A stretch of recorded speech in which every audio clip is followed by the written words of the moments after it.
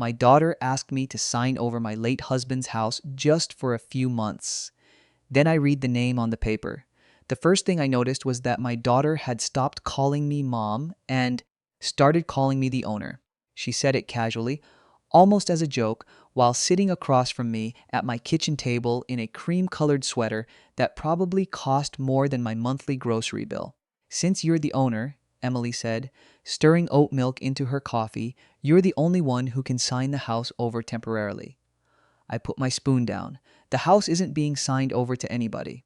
She smiled at me, but it wasn't the easy smile she used to have when she was a kid. It was the smile she wore when she was trying to make something sound reasonable. "Not permanently, just for a few months." My husband's house had been sitting on a quiet street in Westfield, New Jersey, for almost 23 years. It was a 4-bedroom colonial with white siding, black shutters, and a red front door that had faded to the color of old brick. My husband, Daniel, had bought it before we met, back when the neighborhood was still full of young families, and nobody knew which houses were worth more than $1 million. By the time he died, the house was paid off. That was the part people kept forgetting. They saw an older widow in a house with a large yard and assumed the place was some kind of extra room in my life. Something I could lend out, something I could rearrange, something that could solve other people's problems without creating any of my own. Daniel had left me the house because it was where we had built our life. He didn't leave me a vacation property or an investment asset. He left me the place where our daughter had taken her first steps, where he had installed the swing in the backyard, where we had sat through 2 hurricanes in the basement, with flashlights and warm cans of soda. He left me the house because he knew I would need somewhere to go when he was gone. Emily knew that too. She just didn't think it mattered anymore. I leaned back in my chair. "What exactly does temporarily mean?" "It means 6 months," she said. "Maybe 8. That's not temporary. It is in real estate." "I'm not in real estate." She sighed and looked toward the window. Outside, 2 squirrels were fighting over something in the grass. Daniel used to complain about them digging up the flower beds, but after he died, I found myself leaving peanuts near the fence. Emily tapped one perfectly manicured fingernail against her mug. "Mom, I'm not asking you to give it away. I'm asking you to help us get through a rough patch." "Who is us?" She hesitated for half a second. "Me and Jason." The pause was small, but I noticed it. Jason was Emily's fiancé. They had been together for just under 2 years and engaged for 7 months. He was 36, worked in commercial lending, wore expensive sneakers without ever looking comfortable in them, and had a way of making every conversation sound like a negotiation. I had never disliked him exactly. Disliking someone required more energy than I usually wanted to spend on him. But I had never trusted him either. He was charming when he wanted something. That was his strongest quality, and, in my opinion, his most dangerous one. "What rough patch?" I asked. Emily wrapped both hands around her coffee cup. "We're trying to close on a property." "What property?" "A small medical office building in Morristown." I waited. She looked at me. "It's a good opportunity. I'm sure it is. Jason has been working on this for months. The numbers are good. The building is undervalued, and there are already tenants lined up. But the bank wants additional collateral because the down payment is tied up in another investment." I stared at her. "You want to use my house as collateral?" "No." She shook her head quickly. "Not exactly." "Then explain exactly." She took a breath. "We would transfer the house into an LLC temporarily. The LLC would be used as part of the financing package. Once the building starts generating income, we transfer the house back to you. You want me to transfer my house into a company." "It's paperwork, Mom. My house is not paperwork." "Of course it's not. I know what it means to you." "Do you?" That stopped her. For a moment, she looked like the little girl who used to sit on the counter while Daniel made pancakes. She had his dark hair and my green eyes. When she was 8, she once broke a lamp playing indoor baseball and cried so hard she could barely explain what happened. Daniel had hugged her and said, "Things can be fixed. People matter more." She had believed him. Maybe I had too. Then she blinked and the expression was gone. "I'm trying to build a future," she said. "You can't keep living like the past is the only thing that matters." I looked down at my hands. My wedding ring was still on my finger. I had lost 40 pounds of body weight since Daniel died, But I hadn't lost the ring because I wore it on a chain around my neck now. My fingers had gotten too thin, and one morning I found it lying beside the sink. I had put it back on that chain and never taken it off. I'm not signing anything, I said. Emily's face hardened. You haven't even seen the papers. I don't need to see papers to know I'm not giving anybody an interest in my home. You're being emotional. I'm being careful. No, you're being afraid. Maybe I am. She looked down at her phone. Jason said you might react this way. Jason said that? He said you might not understand the structure. I understand enough structure to know when someone wants to put a lien on my house. It wouldn't be a lien. What would it be? She didn't answer. That was the first moment I knew there was more to the request than she had told me. Emily had always been an excellent liar when she had time to prepare. She was terrible when she had to answer a direct question. I pushed my chair back from the table. I'm not signing anything today. Or tomorrow. She stood too, grabbing her handbag. You're going to regret making this harder than it needs to be. I'm not the one who made it hard. Her mouth tightened. You know, most parents want to see their children succeed. I do want you to succeed, then act like it. She walked out before I could respond. I watched her cross the driveway in her beige ankle boots and unlock her SUV. She didn't wave before pulling away. When the car disappeared at the end of the street, I went upstairs and opened the small desk in Daniel's office. The desk had been his before it was mine. The drawers still held old receipts, batteries, spare keys, and a folded menu from a diner that had closed in 2018. I sat in his chair and ran my hand over the worn leather armrest. Daniel had never liked complicated paperwork. He used to say that if a document needed more than 2 pages to explain itself, someone was probably hiding something. I found the folder with the deed, the trust documents, and the paperwork from his estate. The house was mine. There was no mortgage, no outstanding loan, no equity line, no liens. I already knew that. What I didn't know was what Emily and Jason had planned to do with it. The next morning, I called my attorney, Margaret Ellis. Margaret had handled Daniel's estate after he died. She was in her early 60s, had silver hair cut at her jaw, and wore red glasses that made her look like a very elegant school principal. She had been direct with me from the beginning. Don't sign anything you don't understand, she told me after Daniel's funeral. I don't understand most of it. Then sign nothing. I explained Emily's request. Margaret didn't say anything for several seconds. Did she use the phrase transfer temporarily? Yes. Did she show you the documents? No. Good. Why? Because transferring a property into an LLC is not like lending someone your car. Once the title changes, you may not have control over the property. Depending on the financing structure, there could be guarantees, restrictions, creditor claims, and tax consequences. So I was right. You were right to be suspicious. I looked out the window at the red front door. Could I lose the house? Possibly. I need to see exactly what they're asking you to sign, but I'm going to say something before you bring me anything. What? Do not let anyone rush you because they call it temporary. I told her I understood. After we hung up, I made coffee and tried to go about my day. I failed. I thought about every strange thing Emily had said over the past few months. She had started asking about my expenses. Not in a caring way, but in a practical way. How much are your property taxes? Do you still have the same homeowner's insurance? Have you considered moving somewhere smaller? At the time, I assumed she was worried about me. Daniel had been gone for 14 months, and I had spent most of that time alone in the house. I had downsized my life in other ways. I sold his truck, I donated his clothes. I packed away the fishing gear, though I couldn't bring myself to get rid of his old tackle box. I stopped hosting Thanksgiving because cooking for 6 people when only one showed up felt pathetic. Emily had been pushing me to move into a new townhouse development near Princeton. You'd have less maintenance, she said. I like my garden. They have a community garden. It's not mine. She would smile, but her eyes would move around the room, measuring it. The house was too large for one person, she said. The taxes were too high. The heating bills were ridiculous. The stairs would become a problem someday. All of those things were technically true, but they were also things I could manage. I had money from Daniel's life insurance, a small pension, and enough savings to live comfortably. I wasn't rich, but I wasn't desperate either, and I didn't want to leave. The house wasn't just the walls. It was the sound of Daniel's shoes by the back door. It was the dent in the hallway where Emily had driven her toy car into the wall. It was the kitchen cabinet he had painted blue because I said white was boring. It was the place where I still knew how to find everything in the dark. That afternoon, Emily texted me. Can we please talk like adults? I don't want this to become a family issue. I typed back, this is already a family issue. she responded almost immediately. Jason thinks your attorney may be making you nervous for no reason. I stared at that message for a long time. Then I wrote, my attorney is not making me nervous. Your request is. She didn't answer. 3 days later, Jason came to my house. He arrived at 6:40 in the evening, wearing a navy quarter-zip sweater and carrying a leather folder. Emily wasn't with him. I opened the door but didn't invite him in. Hi, Carol, he said.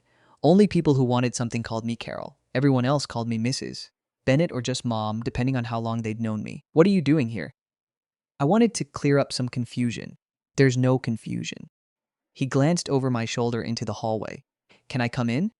No, his smile faltered. I'm not here to pressure you. You brought a folder? I brought information. You can leave it on the porch. He laughed as if I had made a cute joke.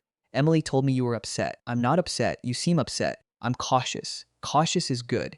That's why I wanted to explain the arrangement personally. I folded my arms. He stepped closer to the door but stayed on the porch.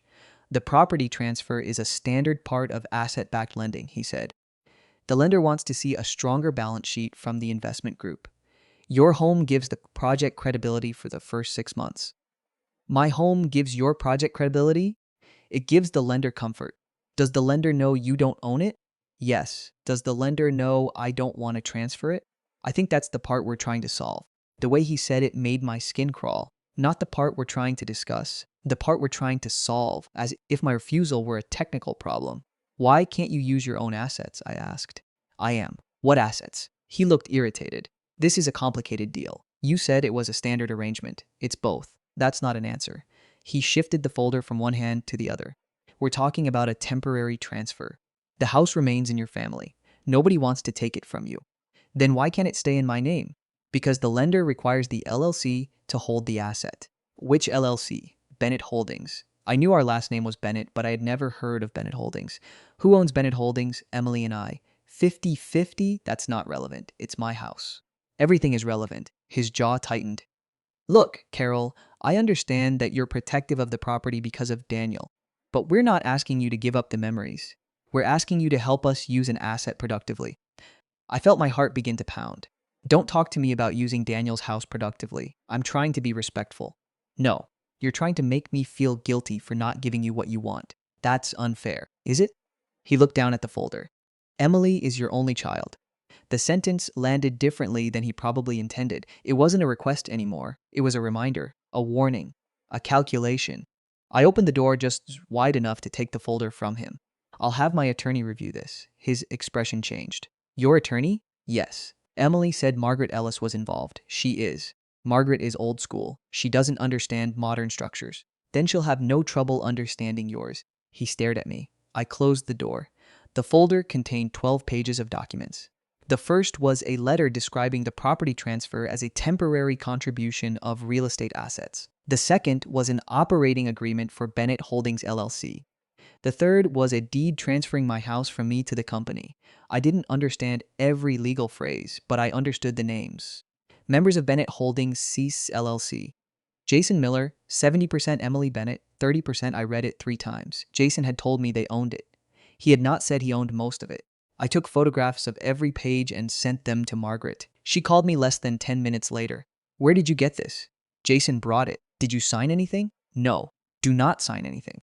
I wasn't planning to. Carol, this is not a temporary transfer in any meaningful sense. The deed transfers the property to the LLC. Under this agreement, Jason controls the company. Can they sell the house? Not without following the operating agreement, but he has 70% of the voting interest. What does that mean? It means he can likely make decisions without Emily's approval. My stomach turned. Could they use it as collateral? Yes. Could they borrow more against it? Possibly. Could they put tenants in it? Depending on the agreement and the lender's terms, yes. I sat down on the bottom stair. Why would Emily agree to this? Margaret was quiet. Does Jason have financial problems? I don't know. Ask her. I don't think she'll tell me. Then we need to investigate. The next morning, Margaret asked me to come to her office. Her office was in a brick building near the courthouse. The lobby smelled like coffee and floor wax. I brought the folder in a tote bag and sat across from her desk while she read through everything. She had highlighted sections in yellow before I had finished my tea. This operating agreement is alarming, she said. Because of the 70%? That's one reason. Another is the capital contribution clause. She turned the document toward me. Jason contributes cash and business contacts. Emily contributes services and access to the property. Your transfer is described as her contribution. So she's giving him my house? She's offering him control over your house in exchange for a minority interest in a company. Did she know? She signed this? I don't know. Margaret pointed to the signature page. Emily's name was printed at the bottom. Below it was a notary stamp dated 6 days earlier. My daughter had already signed. I felt something inside me go completely still. What happens now? I asked. You tell Emily the transaction is over. I haven't signed the deed. Then the house is still yours. What if she used my signature? Margaret looked at me over her red glasses. Did you give her copies of your identification or any blank documents? No. Then we deal with that if it happens. I looked at the signature page again. Emily's signature was smooth and familiar. She had signed her name on birthday cards, school forms, apartment leases, and the papers for her first car. But this was the first time I had looked at her signature and felt like I was looking at a stranger. Margaret made a few calls while I sat there. One was to the county clerk's office.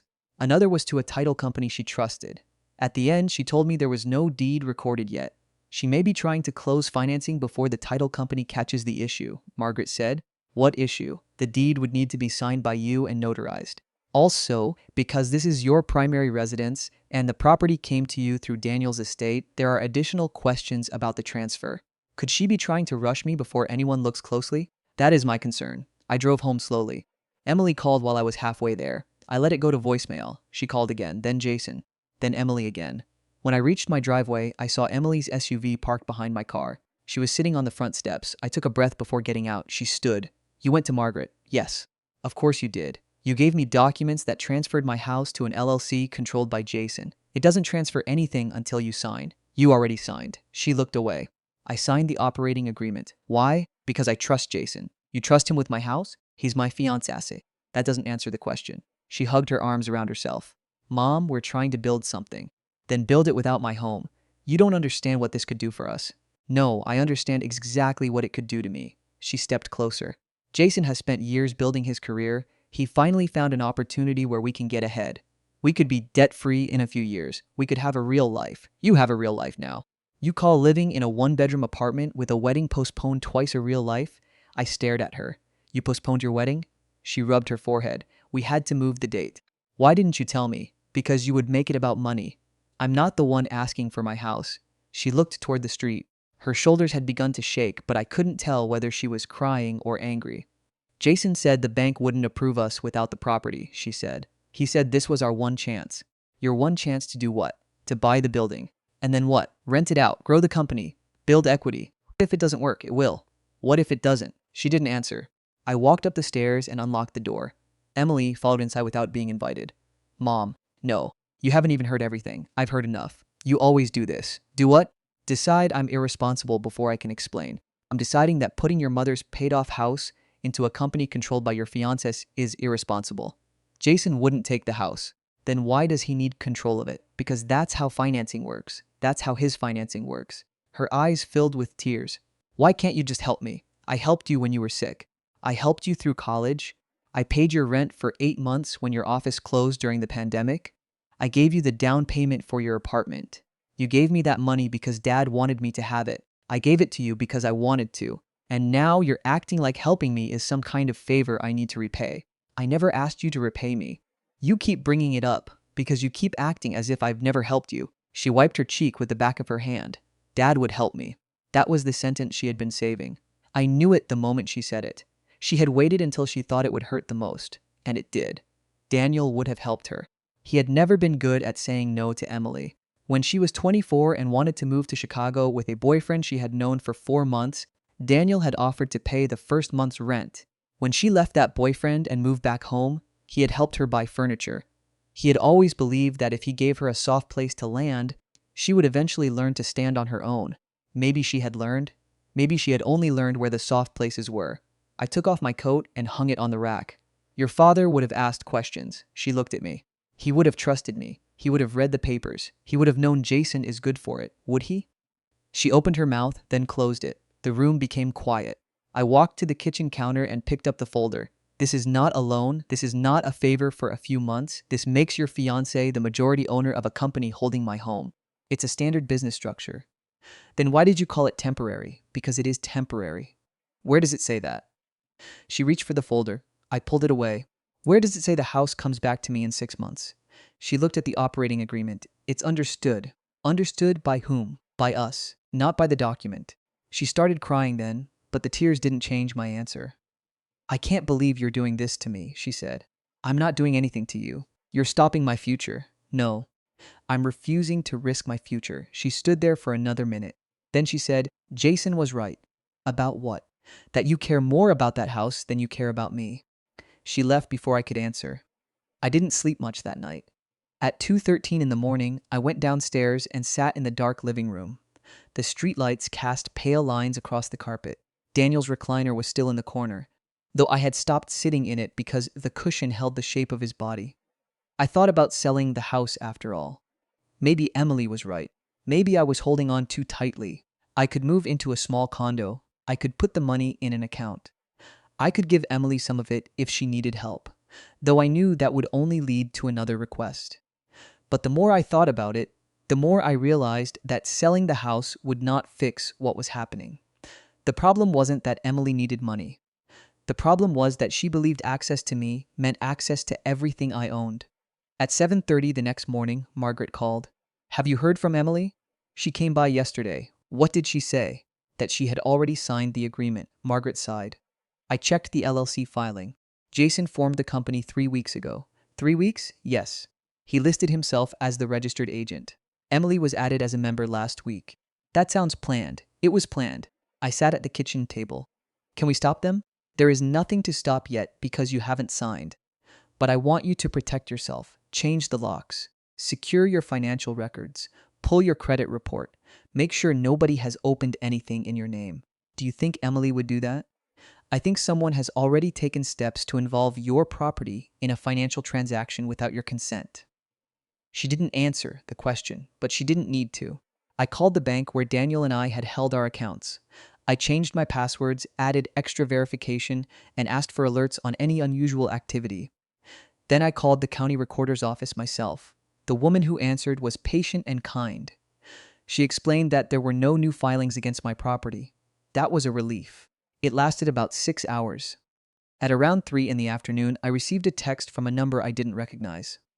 Hi, Carol. This is Scott from Garden State Title. We're missing your signature on the transfer package. Please call me so we can keep the closing on schedule. I read the message twice. I had never heard of Scott or Garden State Title. I forwarded it to Margaret. She called me immediately. Do not respond. I wasn't going to. This confirms they submitted a transaction package. What does that mean? It means they may have represented to the title company that you agreed to the transfer. But I didn't. I know. Can they use that against me? No, but we need to make sure the title company knows the truth. She asked me to forward the message and every document I had.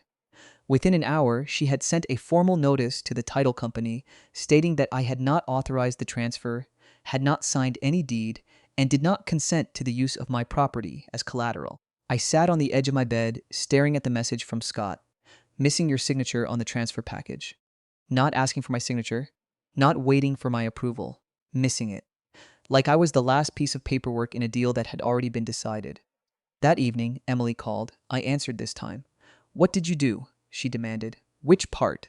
You contacted the title company. Yes. Mom, you are humiliating me. I am protecting my property. You made them freeze the entire transaction. I didn't freeze anything. They learned that I haven't agreed to it. You could have talked to me first. I did talk to you. You talked at me. I told you no. You never gave me a chance. I gave you a chance to explain. You explained that your fiancé owns 70% of the company that would hold my house. That isn't the whole story.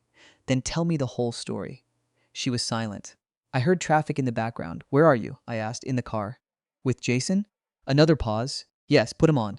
No. Then tell me what the whole story is. She began breathing faster. Jason had some issues with a previous deal. What kind of issues? Nothing illegal. That's not what I asked. He invested in a restaurant group with some friends. It went under. He lost money. How much? I don't know. You signed an agreement giving him control of my house, and you don't know how much money he has lost?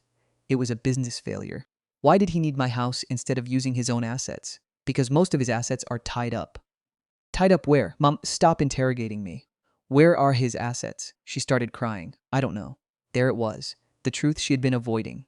I lowered my voice. Emily, what exactly did Jason tell you? He said the medical building was a sure thing. Did you see the financial documents?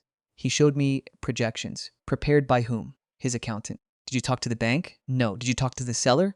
No. Did you talk to the tenants? No. Did you see the leases? I said he showed me projections, and he told you that putting my house into his company was the only way to make the deal work.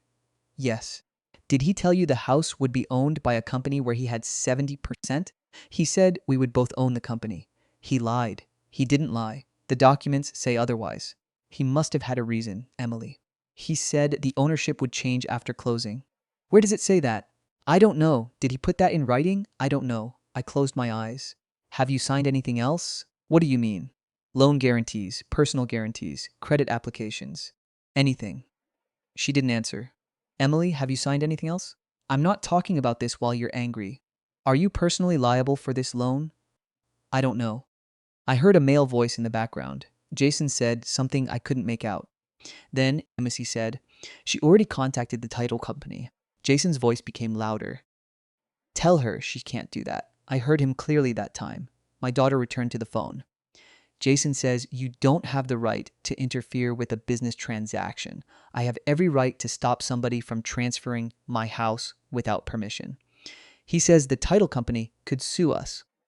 They can sue whoever misrepresented my consent. He says you're being vindictive. I'm being careful. He says you're trying to destroy our relationship. No one forced him to put my house in a financing package. Can you just sign so we can fix this? No, Mom, no. She ended the call. I sat there with the phone in my hand. 10 minutes later, I received an email from Jason. It was written in a completely different tone than his conversation at the door. Polite, measured, and full of phrases like misunderstanding, good faith efforts, and family interests. He claimed the paperwork had been prepared before my final approval and that the title company had contacted me only to complete standard documentation. He said my refusal could expose Emily to serious contractual consequences. He also said that if I continued to block the transaction, he would be forced to consider legal action. I forwarded the email to Margaret. She replied, "Do not respond. I am handling it." That night, I changed the locks. I felt ridiculous standing in my own hallway while the locksmith worked, but Margaret had told me to do it. I also added a camera over the front door and another facing the driveway. Emily had a key. She had always had one. I had given it to her when she moved into her first apartment because I thought she might need to get something from the house while I was away. I had never imagined I would need to take it back. The next morning, I found an envelope tucked beneath the door. Inside was a handwritten note from Emily. Mom, I know you're hurt and scared, but you're making this impossible. Jason says the bank will hold me responsible if the deal collapses. I could lose everything. Please don't let one misunderstanding destroy my life. I read it twice. Then I noticed a second page. It was a photocopy of a document titled Personal Guarantee. Emily's signature was at the bottom. The amount was $185,000. She had guaranteed the loan. I called Margaret. Where did this come from? I don't know. It was under my door. Keep it. Did Emily sign this? Yes. Can they enforce it? That depends on the loan documents, but it suggests she has already committed herself financially. Why would she do that? Because she believed the property transfer would happen. I put the page on the table. She thought she was giving him my house. No, Margaret said. She thought she was helping secure her future. Those are not always the same thing. That afternoon, I drove to Emily's apartment. It was a modern building in Morristown with a rooftop lounge, a dog washing station, and a lobby that smelled like lemon cleaner. She and Jason lived on the fourth floor in a two-bedroom unit with gray walls and furniture that looked chosen from a catalog. Emily opened the door wearing leggings and an oversized sweatshirt. Her face looked exhausted. You shouldn't be here, she said. I found the guarantee. She looked behind her. Come in. I stepped inside. The apartment was too quiet. No music, no television, no Jason. Where is he? At work. Did he leave you alone to deal with this? He's handling the bank. Has he handled anything? She didn't answer. I held up the photocopy. You guaranteed $185,000. I know. You told me you didn't know if you were personally liable. I said I didn't want to talk about it. Why didn't you tell me? Because I knew you would panic. I'm not panicking. I'm trying to understand why you signed a guarantee for a deal that depends on an asset you don't own. I was going to own part of the company. 30%. She flinched. Jason said the percentages were temporary. Where is that written? Stop saying that. Where is it written? She walked into the living room and sat down. I followed her. On the coffee table were 3 unopened envelopes, a laptop, and a bottle of wine with one glass beside it. Jason said the ownership structure would be adjusted after the bank approved the loan, she said. Why? He had brought in the investor. He had the experience. He said I would earn more equity once I managed the building. Did he say that before or after you signed? Before. Did he put it in writing? No. I sat in the chair across from her. Emily, this isn't just about my house anymore. You may have signed a personal guarantee for a loan connected to a deal you don't control. She covered her face with both hands. I know. Does Jason know I have the documents? Yes. Did he tell you not to show them to me? She lowered her hands. He said you would use them against him. Is that why you left them under my door? Her eyes filled with tears. I didn't. I looked at her. What? I didn't put that envelope there. Then who did? She shook her head. I don't know. We sat in silence. A minute later, she said, Jason has another company. What kind? Consulting. Does it make money? I don't know. You don't know what your fiancé does with his money? He said it was private. That is not the same as private. She looked toward the kitchen. I saw a notice once. It was from a collection agency. For whom? His consulting company. When? Last summer. What happened? He said it was a mistake. Did you see the notice? No. I leaned forward. Emily, did he ever ask you to move money? She looked at me. Why? Did he ever ask you for money? Not directly. What does that mean? He asked if I could put some expenses on my credit card while we waited for the loan. How much? Maybe 12,000. I felt the room tilt slightly. Did you? I paid some invoices. How many? 4. For what? Surveying, inspections, legal fees, application fees. Did you get receipts? Jason handled it. Emily. She looked down at her hands. I thought we were building something together. You were. She shook her head. I just wanted him to see me as a partner. I didn't know what to say to that. She had always been independent. Even as a child, she hated asking for help. When she was 17, she refused to let Daniel teach her to drive because she said she didn't want him yelling at her. He never yelled.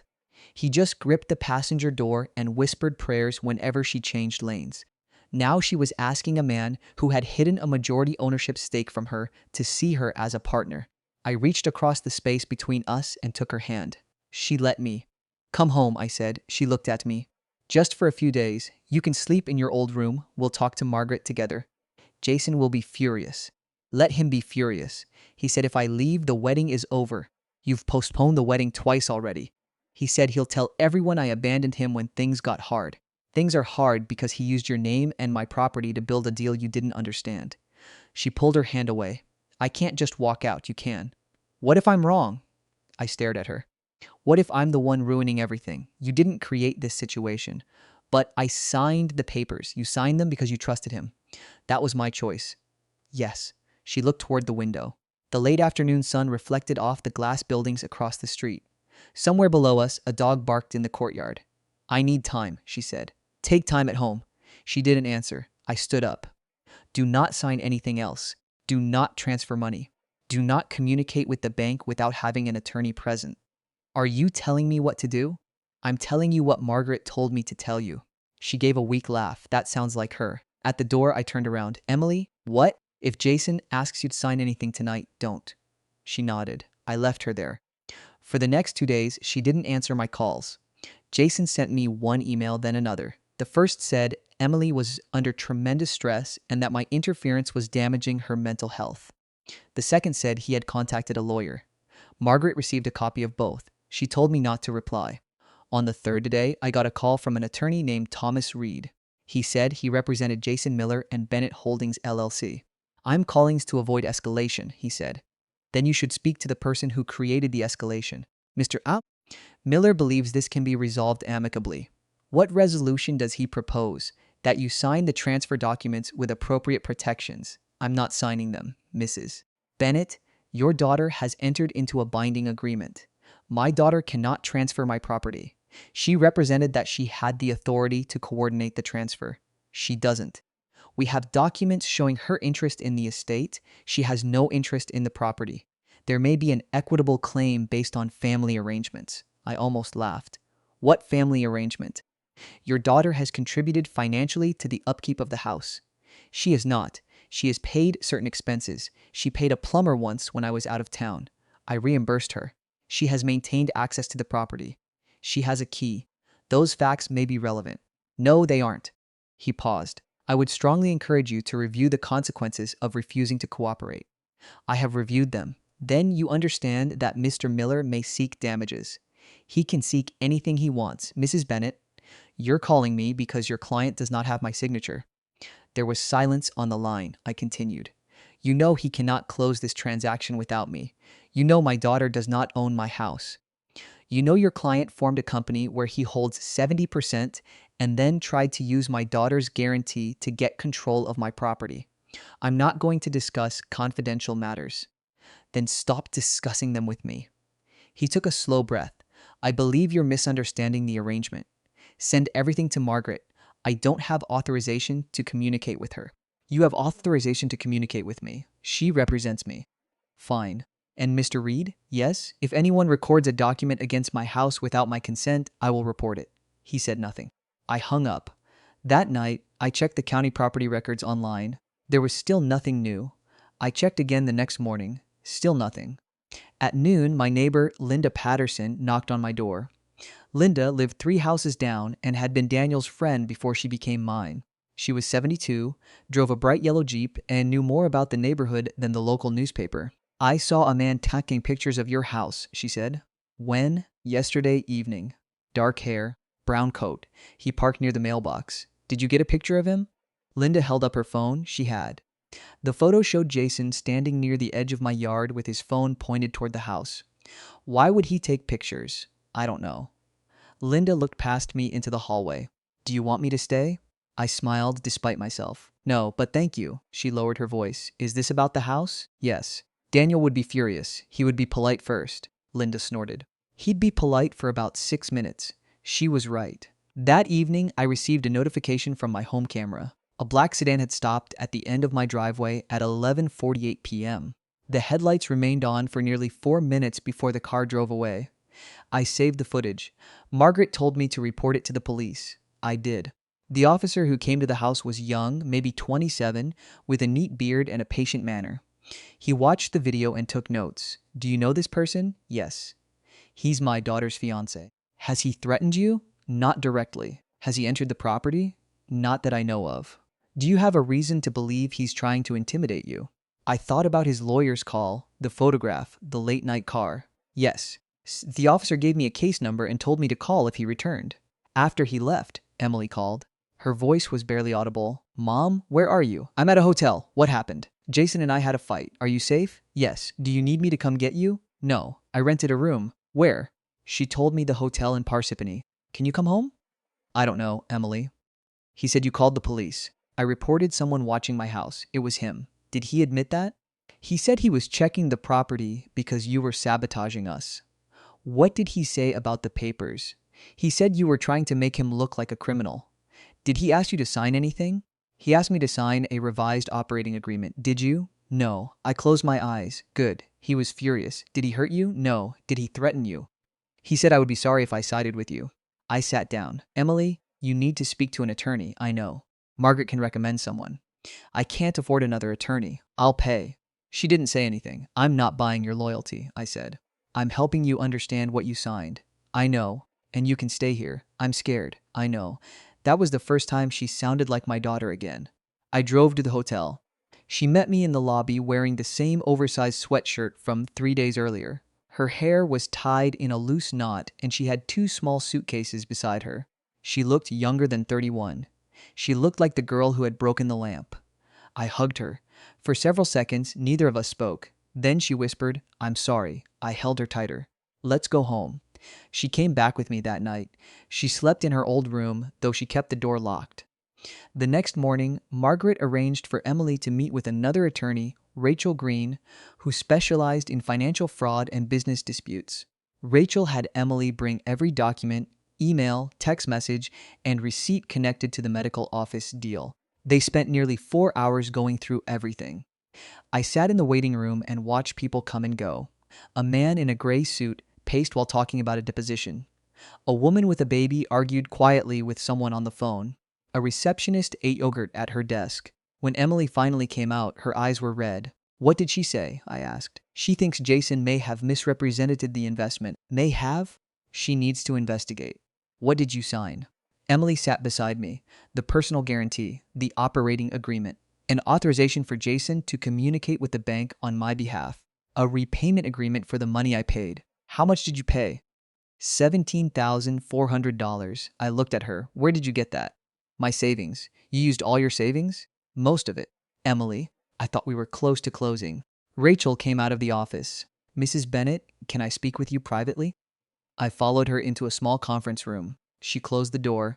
"Your daughter's situation is serious, but the property is protected as long as you do not sign or authorize anything." "What about her? She may be exposed to the guarantee." "We need to determine whether Jason gave her false information or concealed material facts." "Can she get out of the agreement?" "Possibly. But it depends on the evidence." "What evidence?" "Text messages, emails, financial projections, anything showing he told her the ownership would be equal or that the transfer was limited to a specific period." I thought of the messages I had seen. "He told me the transfer was temporary. That's useful, but we need statements from him directly." "He emailed me. Save everything." "I have." Rachel nodded.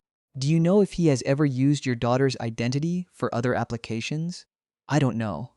"Then we should check." Rachel helped Emily freeze her credit and request copies of her reports. They found 2 recent inquiries from lenders Emily didn't recognize and a business credit application she had never seen. Emily stared at the report. "What is this?" Rachel pointed to the address. "It's connected to one of Jason's companies." Emily's face went pale. "I never applied for this." "Did you sign anything that gave him authorization to apply for credit?" "No." "Look at the signature." The signature on the application looked like Emily's, but it wasn't. It was close enough to fool someone who didn't know her, but the E was too narrow and the final loop in the Y was wrong. Emily put her hand over her mouth. "I didn't sign that." Rachel took a photograph. "This may be forgery." I watched my daughter realize that the person she had planned to marry might have been using her long before he asked for my house. The medical building deal collapsed 2 days later. The bank withdrew its term sheet after the title company reported that the property owner had not consented to the transfer. The seller refused to extend the closing date. One of the supposed tenants emailed the broker saying they had never signed a lease with Jason. Rachel found more problems. The financial projections had been altered from an older proposal for a different building. The investor Jason claimed would provide additional capital had no record of agreeing to anything. The company listed as the future property manager had been dissolved the previous year. The entire deal had been built from pieces of other deals, and my house had been the final piece. Jason stopped calling Emily directly. Instead, he sent her long emails accusing her of betrayal. He said she had ruined their wedding, damaged his reputation, and cost him hundreds of thousands of dollars in lost opportunities. He told her that if she didn't return the $17,000 immediately, he would sue her. He told her she owed him for the legal fees. He told her that she had agreed to be his partner and that she couldn't walk away just because her mother was controlling her. Emily forwarded every message to Rachel.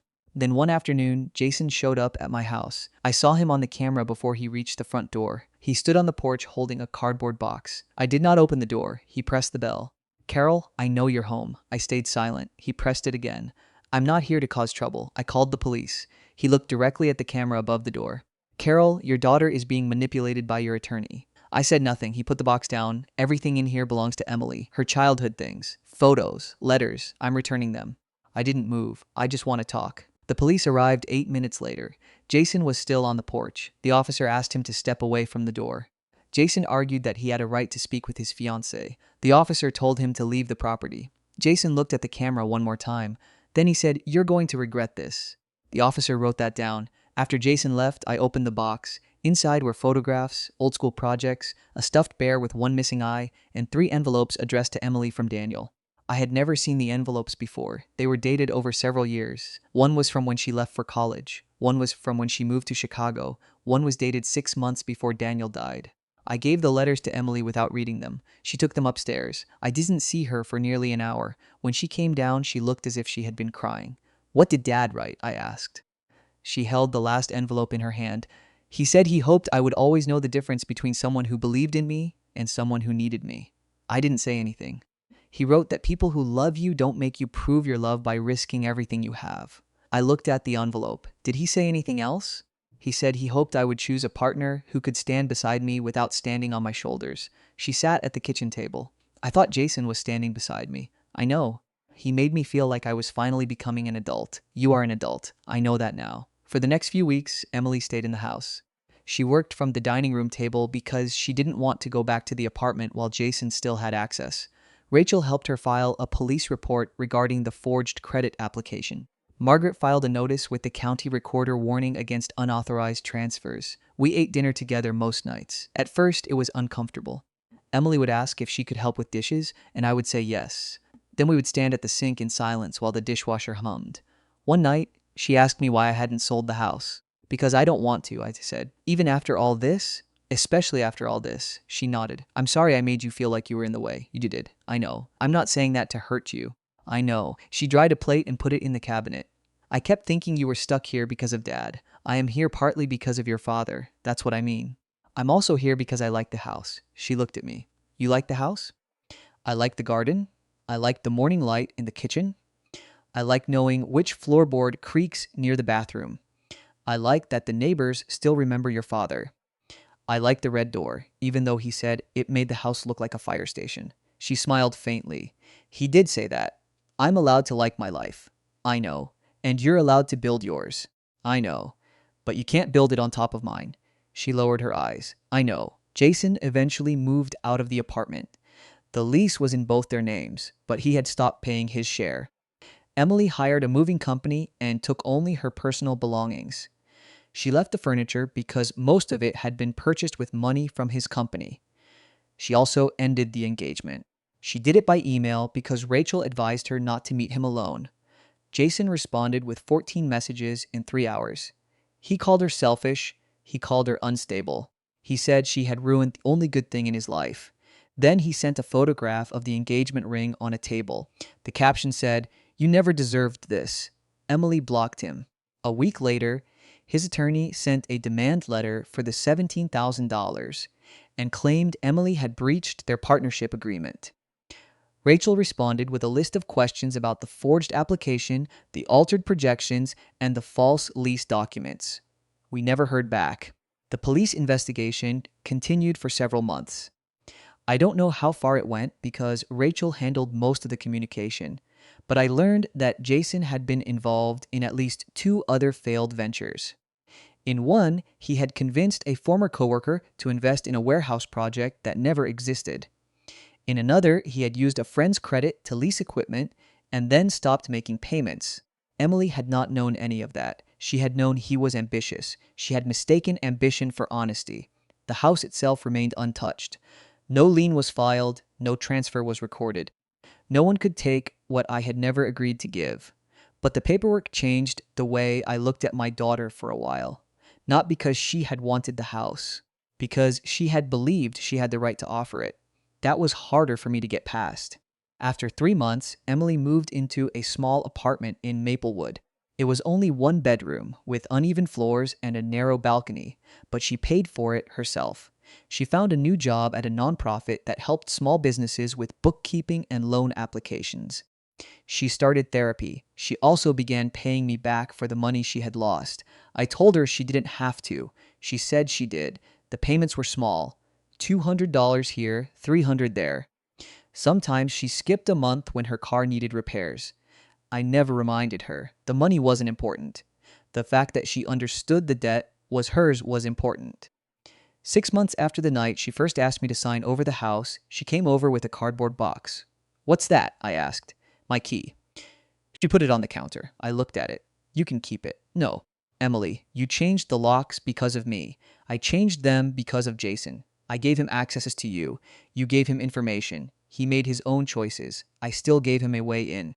I picked up the key. It was the old brass one Daniel had cut at the hardware store. The top was worn smooth from years of use. "You can visit whenever you want," I said. "I know. You don't need a key to be my daughter." She nodded. "I know that too."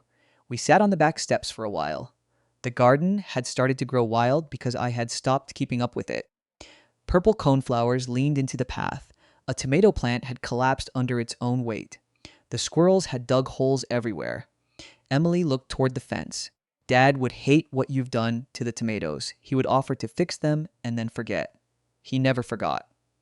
He forgot my birthday once. You told him not to buy you anything. I told him I didn't need anything. That isn't the same thing. She smiled. The quiet between us was different now.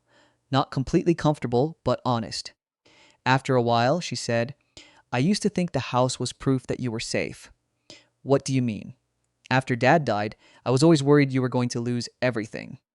I thought if we had the house, then no matter what happened, we would be okay. We? She nodded. I thought of it as our backup plan. I never knew that. I didn't either, not really. I just knew that whenever something went wrong, I looked at the house and thought, we can fix this with the house. I looked out at the yard. That's what Jason saw too. She was quiet. He asked me about it on our third date, she said. I turned toward her. He asked about the house. He asked where my parents lived. I told him you were in Westfield. He looked up the property online. I felt a cold line move through my chest. When did you realize? I don't know. Did he talk about it before the business deal? Sometimes. He said it was a beautiful house. He asked if you owned it outright. I thought he was making conversation.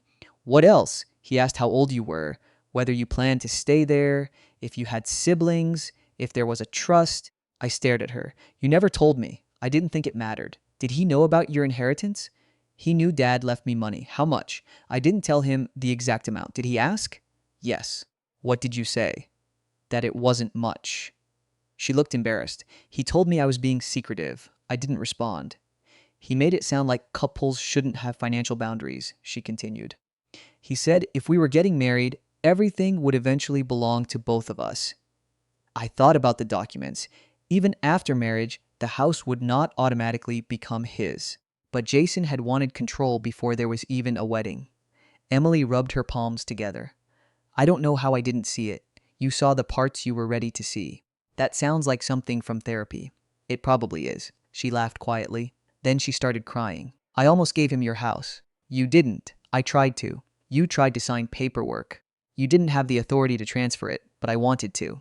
Yes. She nodded, wiping her face. I don't know how to make that right. You can't make it unhappen. I know. You can only make different choices now. She looked at me. I added, and you already are. That was all I said. I didn't tell her she had learned a lesson. I didn't tell her everything would be fine. I didn't tell her that Daniel was watching over us, or that mistakes happened for a reason. I didn't believe any of those things. Some mistakes happened because people lied. Some happened because people wanted to be loved so badly that they ignored what love was supposed to feel like. And sometimes the only thing you could do was stop the damage before it spread any farther. A year after the first request, I had the front door repainted. I chose a darker red, almost burgundy. The painter asked if I wanted the shutters changed too, but I said no. The house stayed white. The garden recovered. The tomato plants came back the following summer, mostly because Linda gave me better seedlings and told me to stop pretending I knew what I was doing. Emily came over on Sundays. She helped with groceries, fixed the loose handle on the basement door, and learned how to use Daniel's old lawnmower. She hated the lawnmower and complained about it every time, but she refused to let me hire someone. One afternoon, while she was cutting the grass, a young couple walked past the house with a real estate agent. The agent pointed toward the front door and said something to them. The woman looked at the house and smiled. Emily stopped mowing. When I asked what was wrong, she said, "They are looking at houses in the neighborhood." So? She looked at me. I used to think it would be easier if you sold this place. Why? Because then nobody could ever ask for it again. I leaned against the porch railing. That's not how asking works. I know. And I'm not selling. I know. The young couple continued down the sidewalk. Emily watched them go. Do you ever think about what would have happened if you signed? Yes. What do you think? I looked at the red door. I think I would have lost the house. She nodded. Anything else? I think I would have lost you for a while. Her face tightened. Would you have forgiven me? I don't know. That answer surprised her. It surprised me too. But it was true. Forgiveness wasn't a switch. It wasn't something you owed someone because they shared your blood. It was something that happened slowly, if it happened at all. Emily looked down at the grass. I'm glad you didn't sign. So am I. I'm also glad you read the papers. I read the names. She glanced at me. What do you mean? The name on the paper wasn't yours. She knew exactly what I meant. The company was called Bennett Holdings, but Jason owned 70%. Emily's name was on the document, but it was not beside control. Her name was being used to make the arrangement look like a family business. And the house that Daniel had left me was being treated as if it belonged to whoever knew how to ask for it most confidently. Emily turned off the mower. Mom? Yes? Would you ever let me help you with the house? I looked at her. Help me how? Not own it, not borrow against it, nothing like that. Good. She smiled a little. I mean, help with repairs. Maybe eventually, if you want. I thought about Daniel's chair in the living room, the old blue cabinets, the red door, and the backyard swing that still creaked in the wind, even though no one had sat on it in years. You can help paint the guest room, I said. Does that mean I get a key? No, she laughed. It was the first real laugh I had heard from her in a long time. Then she pushed the mower back toward the shed, and I went inside to make lunch. Story 2. I arrived at my son's wedding early and heard my daughter-in-law say, she must never find out. I stayed behind the door. I got to my son's wedding venue 90 minutes early, because that's the kind of person I've always been. Early to doctor appointments, early to school pickup, early to job interviews, early to every single thing that mattered in my life, because being late makes me feel like I'm failing somebody. So on the morning my son got married, I was sitting in the parking lot of a vineyard outside Asheville at 1:12 p.m. for a 2:30 ceremony, hands wrapped around a paper cup of gas station coffee that had already gone lukewarm.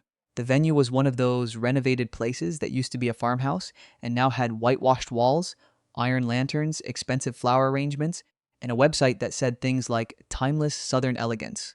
My son Evan is 29, I'm 57. His bride, Lauren, is 28 and works in event marketing, which, in hindsight, should have told me everything I needed to know about how carefully this whole day had been staged. I wasn't supposed to be there that early. Family arrival was listed for 1:45. But my hotel was only 12 minutes away, I couldn't sit still anymore, and I wanted a few quiet minutes before everything started. I wanted to see the ceremony chairs, maybe touch the little program with Evan and Lauren's names on it, take a breath, tell myself I did it. I raised him. I got him here. Instead, I walked into the biggest punch to the stomach of my life. The side entrance was propped open because florists were still carrying in white hydrangeas.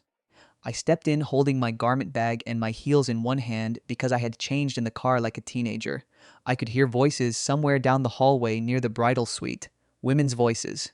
Laughter at first, then that low, urgent kind people use when they're trying not to be overheard. I wasn't trying to snoop. I need to say that because I know how this sounds.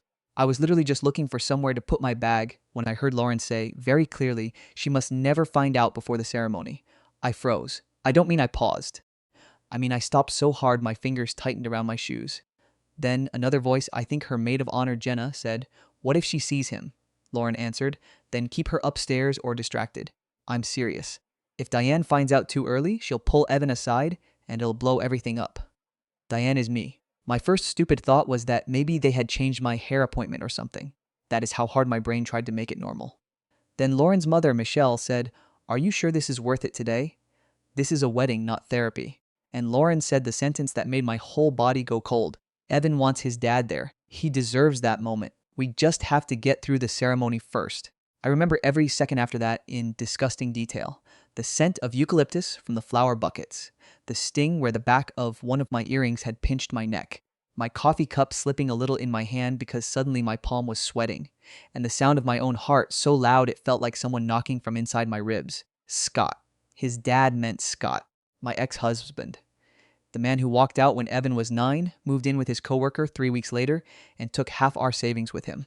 The man who missed school plays, birthdays, graduation, and every ugly middle school basketball game where Evan mostly just warmed the bench but still looked into the crowd every single time the gym doors opened. Scott, who sent exactly 3 child support checks in 2 years and then spent the next decade blaming the courts, bad timing, a rough stretch, and once unbelievably your mother's attitude. Scott, who loved calling me dramatic anytime I objected to anything at all. Scott was at my son's wedding. And not only was he there, they had all decided I needed to be managed until it was too late to stop it. I stayed behind that doorway because my legs genuinely did not feel reliable. Jenna said, "I just hate lying to her." Lauren let out this frustrated breath and said, "It's not lying, it's timing. There's a difference." Michelle said, "What about the seating?" "If Scott is in the front row, she'll see." "He's not sitting until the processional starts," Lauren said. "Brent's keeping him in the library." and after the vows, Evan wants to do the family photos with both parents.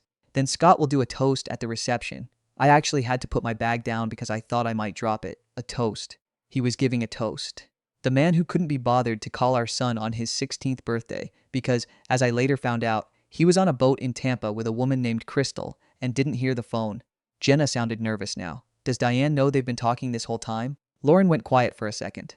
Then she said, lower, no, and she cannot find out that I knew. Evan said if she felt blindsided by both of them, she'd never forgive us. Michelle, of all people, was the one who sounded most human. Well, would she? And Lauren said, probably. Then somebody laughed, but not in a funny way. More like people do when they're uncomfortable and want to move past something ugly. I heard hangers clacking and makeup zippers opening and closing. I backed away so carefully it felt like I was leaving a crime scene. I made it into a little alcove by the restrooms and sat down on a velvet bench that probably cost more than my first car. I put my shoes on the floor. My coffee was still in my hand, which felt insane. Like I had brought a gas station coffee into a life-altering betrayal. I should probably explain how we got here, because if I only tell the wedding part, I know some people will think maybe I was the bitter ex-wife who never let it go. Scott and I were married for 13 years. We met at a Chili's in Greensboro when I was 22 and he was 24, and we were both working too much and thought flirting over side stations counted as fate. For a while, it was good. Or maybe it was young. Sometimes I think we confuse those things. He was funny. Charming in that easy way some men are, where they know exactly how to make every room lean toward them. I was more solid than sparkling. I handled bills, schedules, oil changes, pediatrician forms, Christmas lists, thank you cards. He was the one people remembered. I was the one making life function behind him. When Evan was born, Scott cried in the hospital, held him and promised he'd always show up for him. I still remember that because later, when he didn't, I spent years wondering which version was the lie. The affair started when Evan was in 3rd grade. I didn't know at first.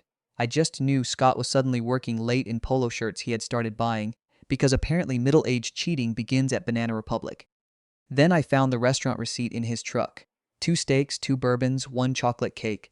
We did not have the money for any of that. I confronted him in our kitchen while Evan was asleep upstairs. Scott didn't deny it. He actually leaned against the counter and said, I wasn't happy, Diane. Like that was the entire explanation. Like unhappiness was a magic key that opened every locked door in the world. 3 weeks later, he was gone. Not gone in the dramatic movie way where somebody throws clothes into a bag and slams the front door. Gone in the coward way. Little things vanished first. Then direct deposits stopped landing in the shared account. Then the man himself. He left a note on the hall table that said, I need space. Tell Evan I love him. Tell Evan I love him. Like I was his receptionist. The next few years were hard in the boring, unglamorous ways that don't make for dramatic stories but absolutely grind you down. I sold my wedding ring because the transmission died. I worked the front desk at a dental office during the day and did insurance billing from home at night. My sister Cheryl took Evan every Thursday so I could pick up extra hours. I learned how to stretch groceries, how to cry quietly in the shower, how to smile through parent-teacher conferences when the dads showed up in golf shirts, and I was wearing sneakers because one of my feet had a blister from my second job. Scott floated in and out when it suited him. A random baseball glove one Christmas. A promise to take Evan fishing that turned into a last-minute cancellation because something came up. Birthday text sent at 10:43 p.m. like an afterthought. Then months of silence. Evan was old enough to notice all of it and young enough to still hope anyway, which I think is the cruelest age to be. By the time he was in high school, he stopped talking about his dad much, not because he stopped caring. He just got tired of feeling stupid for caring. He turned into this steady, thoughtful kid. Good grades, dry sense of humor, never much trouble.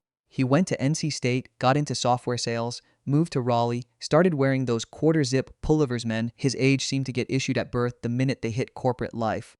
He built a decent life. I was proud of him in a way I don't know how to explain without sounding cheesy. Not proud because he was perfect. Proud because he was kind after every reason not to be. Then he met Lauren. At first I liked her, I really did. She was polished, funny, very online in the normal late 20s way, always showing me pictures of apartments she liked on Pinterest and asking if I thought eucalyptus smelled too bridal. She hugged people with one arm because the other was usually holding a phone. She wore expensive white sneakers with sundresses and somehow made that look deliberate instead of confusing. Evan adored her. She came from one of those intact-looking families. Her parents were still married, lived in a beautiful house in Charlotte, did lake weekends and family Christmas cards in coordinated sweaters.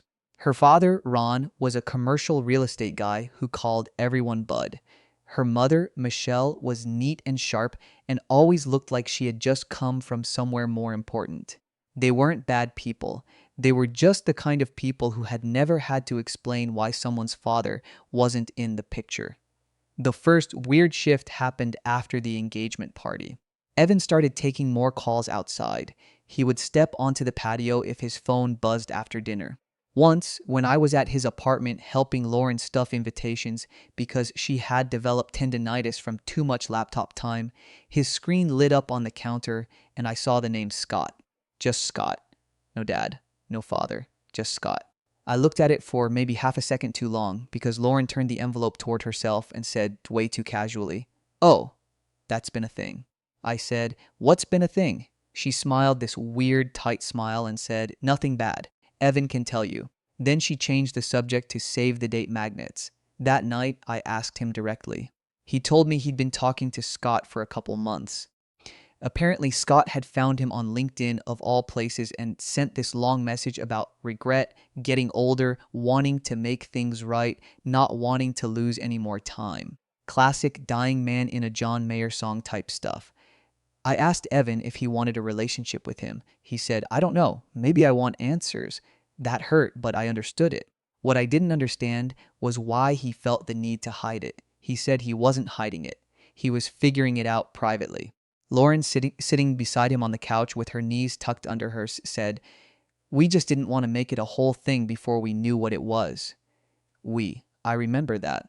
Not because there's anything wrong with a couple being a we, just because there are some situations where we means one person has quietly entered an old wound wearing indoor shoes. After that, little things started stacking up. Scott suddenly sent Evan a birthday gift card, then a text asking if he could take him to lunch when he was in Raleigh for business. Then there were more calls, longer ones. Evan got Carol in a way that told me there was more I wasn't being told. He never defended Scott exactly, but he stopped letting me say anything bad either. Every conversation hit this glass wall. Once I said, "Your father has always been good at sounding sorry. It doesn't mean he's changed." Evan said, "You don't actually know who he is now." I laughed, but not because it was funny. I know who he was when it counted. Lauren was making tea in the kitchen and said, without turning around, "People can surprise you." That line sat in my chest like a pebble in a shoe. Tiny, constant, impossible to ignore. Then 6 weeks before the wedding, Evan told me he had lunch with Scott and it went okay. I asked why I was finding this out after the fact again. He rubbed the back of his neck like he did as a kid when he knew he'd done something wrong and said, "Because every time I bring him up, you get upset." I said, "I get upset because he blew up our lives and disappeared." Lauren stepped in then. "Diane, nobody's saying what he did was okay." The thing is people say that, it usually means they're about to act like it was okay. Still, I tried. I truly did. I told Evan he was an adult and if he wanted contact, that was his decision. I asked only one thing: no surprises, no forced reunions.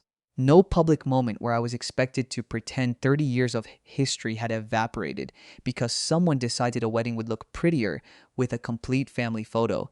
He said, "Of course not." Now I was in a vineyard hallway in nude heels and a navy dress, realizing that had been a lie. I sat on that bench for maybe 5 minutes, maybe 15. Time got weird. People moved around me like the day was happening normally. A florist wheeled past with roses. Somebody asked if I knew where the cake knife was. I honestly don't know what my face looked like because no one reacted, which means I must have looked more normal than I felt. I pulled out my phone and called Cheryl. She answered on the second ring with, "Please tell me you're not already there." I said, "Scott is here." Silence. "Then what?" I could hear the clink of something in the background, probably her earrings because Cheryl always gets dressed while on speakerphone and somehow manages not to drop her phone into the sink. I said, "He's here. Evan invited him." Lauren knew. They were all hiding it from me. Her voice got flat in that dangerous way older sisters' voices do. "Where are you?" "At the venue." "Stay where you are." "I'm 10 minutes away." "Did you know?" That came out before I could stop it. Cheryl didn't answer right away, and that was answer enough. Not fully, maybe, but enough. She said carefully, "I knew Evan had been talking to him more than he told you. Did you know he was invited today?" Another pause. I heard it was a possibility. I started laughing then, but it sounded ugly even to me. A possibility. Diane, no, actually don't. I just need yes or no. Did you know there was even a chance I'd walk into my son's wedding and see Scott in a suit like he earned a seat there? She exhaled hard. I knew Evan was considering it. He asked me not to tell you because he wanted to handle it himself. I stared at the wallpaper while she said that. Pale blue leaves on cream. Fancy and delicate, it made me irrationally angry. So everyone decided I was the problem to manage. That is not what I'm saying, but that's what happened. Cheryl was quiet. Then she said, softer, I think he was scared. That almost made it worse. Scared of me. Scared of the woman who paid his orthodontist bill in installments and sat in ER waiting rooms and moved him into his dorm by herself and drove 3 hours in the rain because his first apartment flooded and he didn't know what to do. Scared of my reaction, but not of betraying me. I hung up before I said something I couldn't take back. A wedding coordinator in black approached me with a smile so professionally bright it looked painful. Mrs. Parker? We're getting family lined up for photos in 45 minutes. Would you like me to take your bag? My maiden instinct was to say thank you and cooperate, because women my age have been trained our whole lives to keep the machinery moving even while being crushed in it. Instead, I said, where is Evan? She blinked. He's in the groomsing suite. I need to speak with him now. Her smile faltered just a fraction. He's actually with a few people at the moment. I am his mother, I said. Not loudly, just clearly, and I need to speak with him now. Something in my face must have convinced her, because she stopped trying to wedding planner me and just nodded. She led me through a side corridor into a smaller room with leather chairs and a minibar. If you'd like to wait here, I can let him know. The second she left, I started shaking. Not sobbing, not hyperventilating. Just full-body tremors like my nervous system had accidentally touched a live wire. I looked at myself in the mirror over the bar and barely recognized my own face. Makeup done, hair pinned, pearl earrings, navy silk dress I bought specifically because Evan once told me I looked nice in blue. And underneath all of that, I looked like a woman who had shown up to be honored and discovered she'd actually been cast as an obstacle. A minute later, the door opened and Evan came in smiling. Actually smiling. That image still makes me sick. He had no idea yet. He was in his dark green suit, tie half loosened, hair done, cheeks flushed with wedding day nerves. For one insane second, I saw him at 8 years old in a clip-on tie on Easter, asking if his shirt made him look like a bank guy. Then he saw my face and stopped. What's wrong? I stood up. You invited your father to your wedding. It wasn't a question. He went completely still. I watched the blood drain out of his face in real time. Mom, do not call me that until you answer me honestly. He swallowed. Yes, I laughed again, short and unbelieving. Wow, I was going to tell you. When? During cocktail hour. Right before the dance where he gives a toast about the son he couldn't be bothered to raise. He looked toward the door like maybe this conversation could escape if he didn't look at it directly. How did you find out, Lauren? His jaw tightened. What did she say? She said I must never find out before the ceremony. Then I heard the rest. He sat down hard on the edge of the chair like his knees had given out. Mom, please just listen, that word, please, as if we were both equally wounded here. I have listened, I said, for years. I listened when you told me you wanted answers. I listened when you said you needed space to figure it out. I listened when you promised me there would be no surprises. Now you listen. He rubbed his face with both hands. I wasn't trying to humiliate you. Then what were you trying to do? He looked at me, and for the first time, I saw exactly how young he still was under all the adult packaging. I wanted one day where things weren't broken. That hit me right in the center of my chest. Because it was honest. Also because it was impossible. I said, quieter now. They were broken because of him, Evan. Not because I refused to smile harder. He stared at the carpet. He said he was sorry. Of course he did, he cried. That almost made me angry enough to throw something. Your father has cried exactly when it benefits him. He flinched. You don't know that. I know him. No, he snapped suddenly, standing again. You know the version of him from 20 years ago. That room went dead silent. I just looked at him. He breathed hard, eyes wide like he wished he could pull the words back. But once words are in the room, they live there. Finally, I said, the version of him from 20 years ago is the one who left a 9-year-old boy waiting at the front window with a packed duffel bag for a camping trip that never happened. Evan looked away. The version of him from 20 years ago is the one who let our electricity get shut off while he was paying for weekends in Charleston with his girlfriend. He said nothing. The version of him from 20 years ago is the one who told people I was unstable because I got upset that he emptied our savings account. His voice was quieter when he answered. He says that's not what happened. That was the moment, the exact moment something inside me cracked. Not because Scott lied. Of course he lied. That was as predictable as gravity. Because my son had listened long enough for the lie to become debatable. I said, "Did you invite him because you wanted a father? Or because you wanted the appearance of one?" He looked genuinely hurt. "That's not fair. Neither is this." A knock came at the door before he could answer. Then Lauren walked in without waiting. She looked beautiful in that very deliberate bridal way. Satin dress, sleek bun, expensive makeup, skin glowing like she'd been lit from within by rage-inducing highlighter. If this had been any other day, I would have told her she looked stunning. Instead, I looked at her and thought, "You did this in heels." Her eyes bounced from me to Evan and back. The coordinator said, "Oh." She knew immediately. Evan said she heard. Lauren closed the door behind her. "Diane?" "Don't," I said. To her credit, she didn't fake confusion. She just nodded once. "I know you're upset. That is not a big enough word." She took a breath. "We were trying to protect the ceremony." I almost smiled at how cleanly awful that was. "From me, from conflict," she said. "This day is bigger than old history." Old history. The thing about phrases like that is they sound reasonable until you remember they're being used to describe the worst years of somebody else's life. I said, "You do not get to decide which of my pain counts as old enough to be convenient." Lauren's face hardened a little. Not openly mean, but defensive. "I'm not saying your feelings aren't valid. I'm saying Evan deserved to make this choice without being guilted." That one landed. Because suddenly I understood the version of me they had built together in private. Not mother. Not survivor. Not the person who carried the aftermath. I was the force field. The guilt machine. The obstacle between a son and his healing narrative. I looked at Evan. "Is that what you think I do? Guilt you?" He shook his head right away, but not convincingly enough. "No, not on purpose." Lauren stepped closer to him, just half an inch, but I saw it. The reflex to align. He's been in an impossible position. I said, "Has he?" Because from where I'm standing, he put me in one and then asked everyone else to help. She opened her mouth, but before she could speak, the door opened again. And there he was, Scott. Still handsome in that older man way that had once fooled me into thinking confidence and character were related.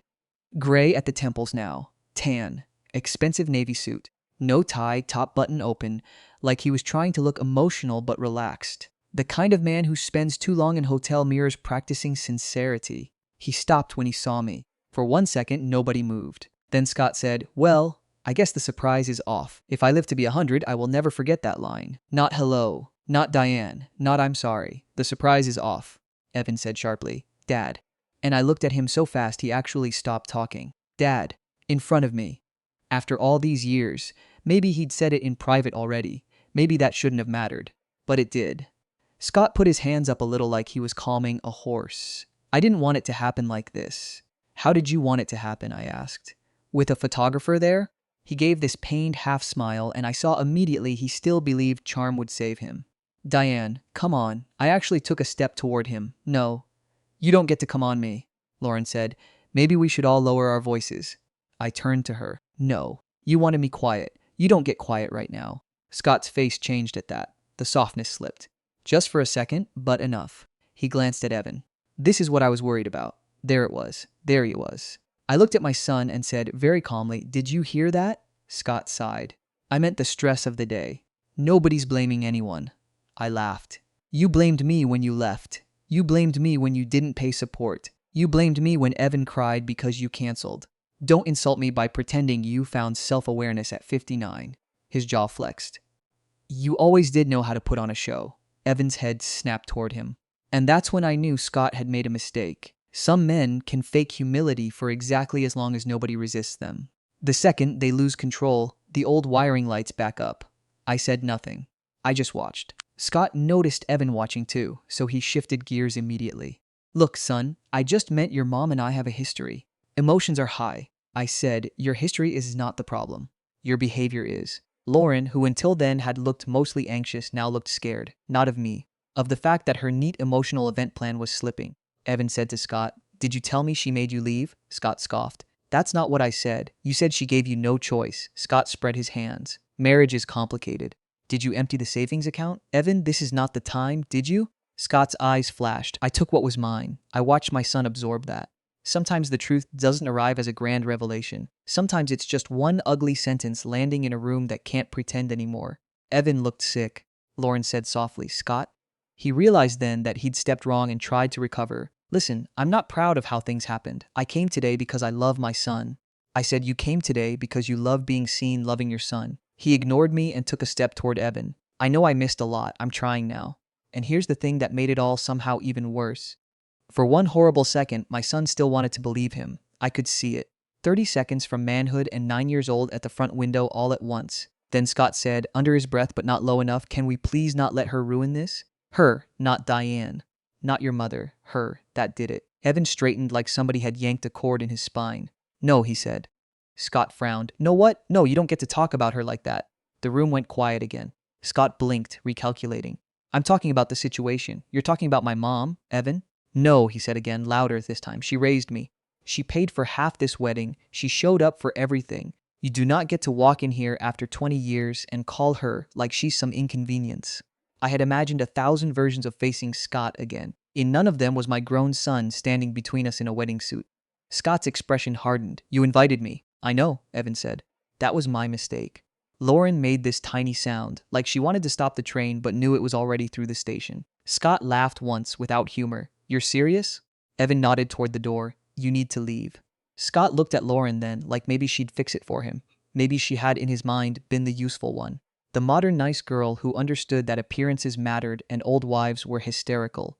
Lauren didn't say anything. Scott turned back to Evan. "After everything we talked about, what did you think we talked about?" Evan shot back. "A brand partnership? You disappearing wasn't a misunderstanding." Scott's voice dropped. "Don't talk to me like that." And there it was again. That reflexive authority, totally unsupported by any actual fathering. Evan laughed in disbelief. "You've got to be kidding." The wedding coordinator appeared at the door then, probably summoned by sound levels no elegant venue likes to hear. With another man behind her I later learned was venue security. She took in the room very fast with the expression of someone used to family implosions in formal wear. Evan pointed at Scott and said, "He's not staying." Scott looked at me one last time, and I will give him this. He still knew exactly where to aim cruelty. He said, "You happy now?" I said, "Not even a little." Security escorted him out. No dramatic fight. No thrown punch. No running after him in tears. Just a 60-year-old man getting walked through a side hallway past floral arrangements he did not pay for. The second the door shut, the adrenaline left my body so fast I had to sit down. Lauren burst into tears, not delicate bridal tears, real, panicky ones. Mascara still somehow perfect, because money. She sat in the chair. Scott had been near and covered her face. "I thought this would help," she said. "I swear to God, I thought if he showed up and was sincere, maybe it would give Evan something back." I was too drained to comfort her. Evan knelt in front of me, still in his suit, eyes red now. "Mom, I'm sorry. I'm so sorry." I wish I could say I wrapped him up and everything healed, because that's what people like to hear about weddings. But the truth is, I looked at him and saw both my son and the man who had lied to me for months. Love does not erase hurt on command. I said, "Why didn't you trust me enough to tell me?" His whole face crumpled in a way I hadn't seen since he was a kid. "Because I thought if I said it out loud, you'd make me choose," I answered honestly. "Maybe I would have." He nodded. "I know." That honesty was ugly, but at least it was real. Lauren lifted her face then. "I pushed it too." "I did. He didn't come up with this alone." Evan looked at her, surprised she said it so plainly. She wiped under one eye carefully, conscious of makeup even in a breakdown, which was so very Lauren it almost hurt. "My parents are still together. I grew up thinking if people sat in the same room and talked things out, things could be fixed. I kept seeing all these wedding videos online of estranged fathers showing up and everybody crying and forgiving each other, and I think..." She let out a shaky breath. "I think I got attached to the idea of a moment instead of thinking about the actual people inside it." That was maybe the truest thing she said all day. A moment. Not history, not damage. A moment. Evan took my hand. "If you want to leave, I'll understand." That sentence almost broke me, because it told me he had finally understood the scale of what he'd done. I asked, "Do you want to get married today?" He stared at me like the question hadn't occurred to him in the chaos. Then he nodded. "Yes." "Do you want to marry her?" A beat. "Then yes." Lauren started crying harder at that, which under other circumstances would have felt manipulative. But in that moment, I think she was just relieved he still meant it. I sat there and tried to take inventory of myself. My feet hurt. My throat hurt. My son looked wrecked. The girl marrying him looked ashamed. And despite all of it, the weird, stubborn core of motherhood in me still wanted him to have a day that wasn't defined by Scott. So I said, then we do this without him. Evan bowed his head against my knee for 1 second, just one, like he used to when he was little and sick. Then he stood. I'll stop the toast changes, Lauren said automatically, almost reflexively going back into logistics. She looked horrified by herself immediately after. Sorry. I need something practical to do. I almost said, I know, because I did know. Some people clean when life explodes. Some people organize. Some people send emails they don't need to send because if your hands are busy, your heart gets half a second off. Instead, I just nodded. The next hour felt like moving through a dream designed by a wedding app. People kept smiling at us because from the outside, nothing seemed wrong. The string quartet tuned up. A bartender polished glasses. Groomsmen fixed pocket squares and joked too loudly because men can sense tension and will always try to solve it by pretending it doesn't exist. Cheryl arrived and took one look at my face and said, "Oh, honey." I leaned into her for exactly 3 seconds and then pulled back because if I'd stayed there, I might have missed the ceremony by becoming a puddle on her shoulder. She told me later Scott had tried to argue with security in the parking lot, saying his son would call him back in. He did not. The ceremony itself was beautiful, which feels rude to admit after everything. Late afternoon sun, blue mountains in the distance, white chairs lined up on the lawn. Evan looked pale but steady. Lauren looked like someone who had aged 3 years in 40 minutes. When she came down the aisle on her father's arm, she glanced at me, and I could tell she wasn't sure if I'd even still be sitting there. I was. I sat in the front row and watched my son get married. And when the officiant said, "Who supports this union?" I did not laugh, which I consider one of my finer achievements. Their vows were personal. Evans made people cry. He talked about Lauren teaching him that home could be built intentionally, not just inherited. Lauren talked about how safe he made her feel. I wondered if she understood finally what a sacred word safe actually is. At the reception, the toast schedule was quietly rearranged. Ron spoke. Jenna spoke. Cheryl unexpectedly spoke and somehow managed to be heartfelt and lightly threatening at the same time, which is her gift. She said she had watched Evan become a good man in spite of some people and because of other people, and she looked directly at me when she said it. A few people noticed Scott was absent, of course. I heard an older cousin ask where Evan's dad was, and someone mutter something about travel plans changing. Weddings run on polite lies.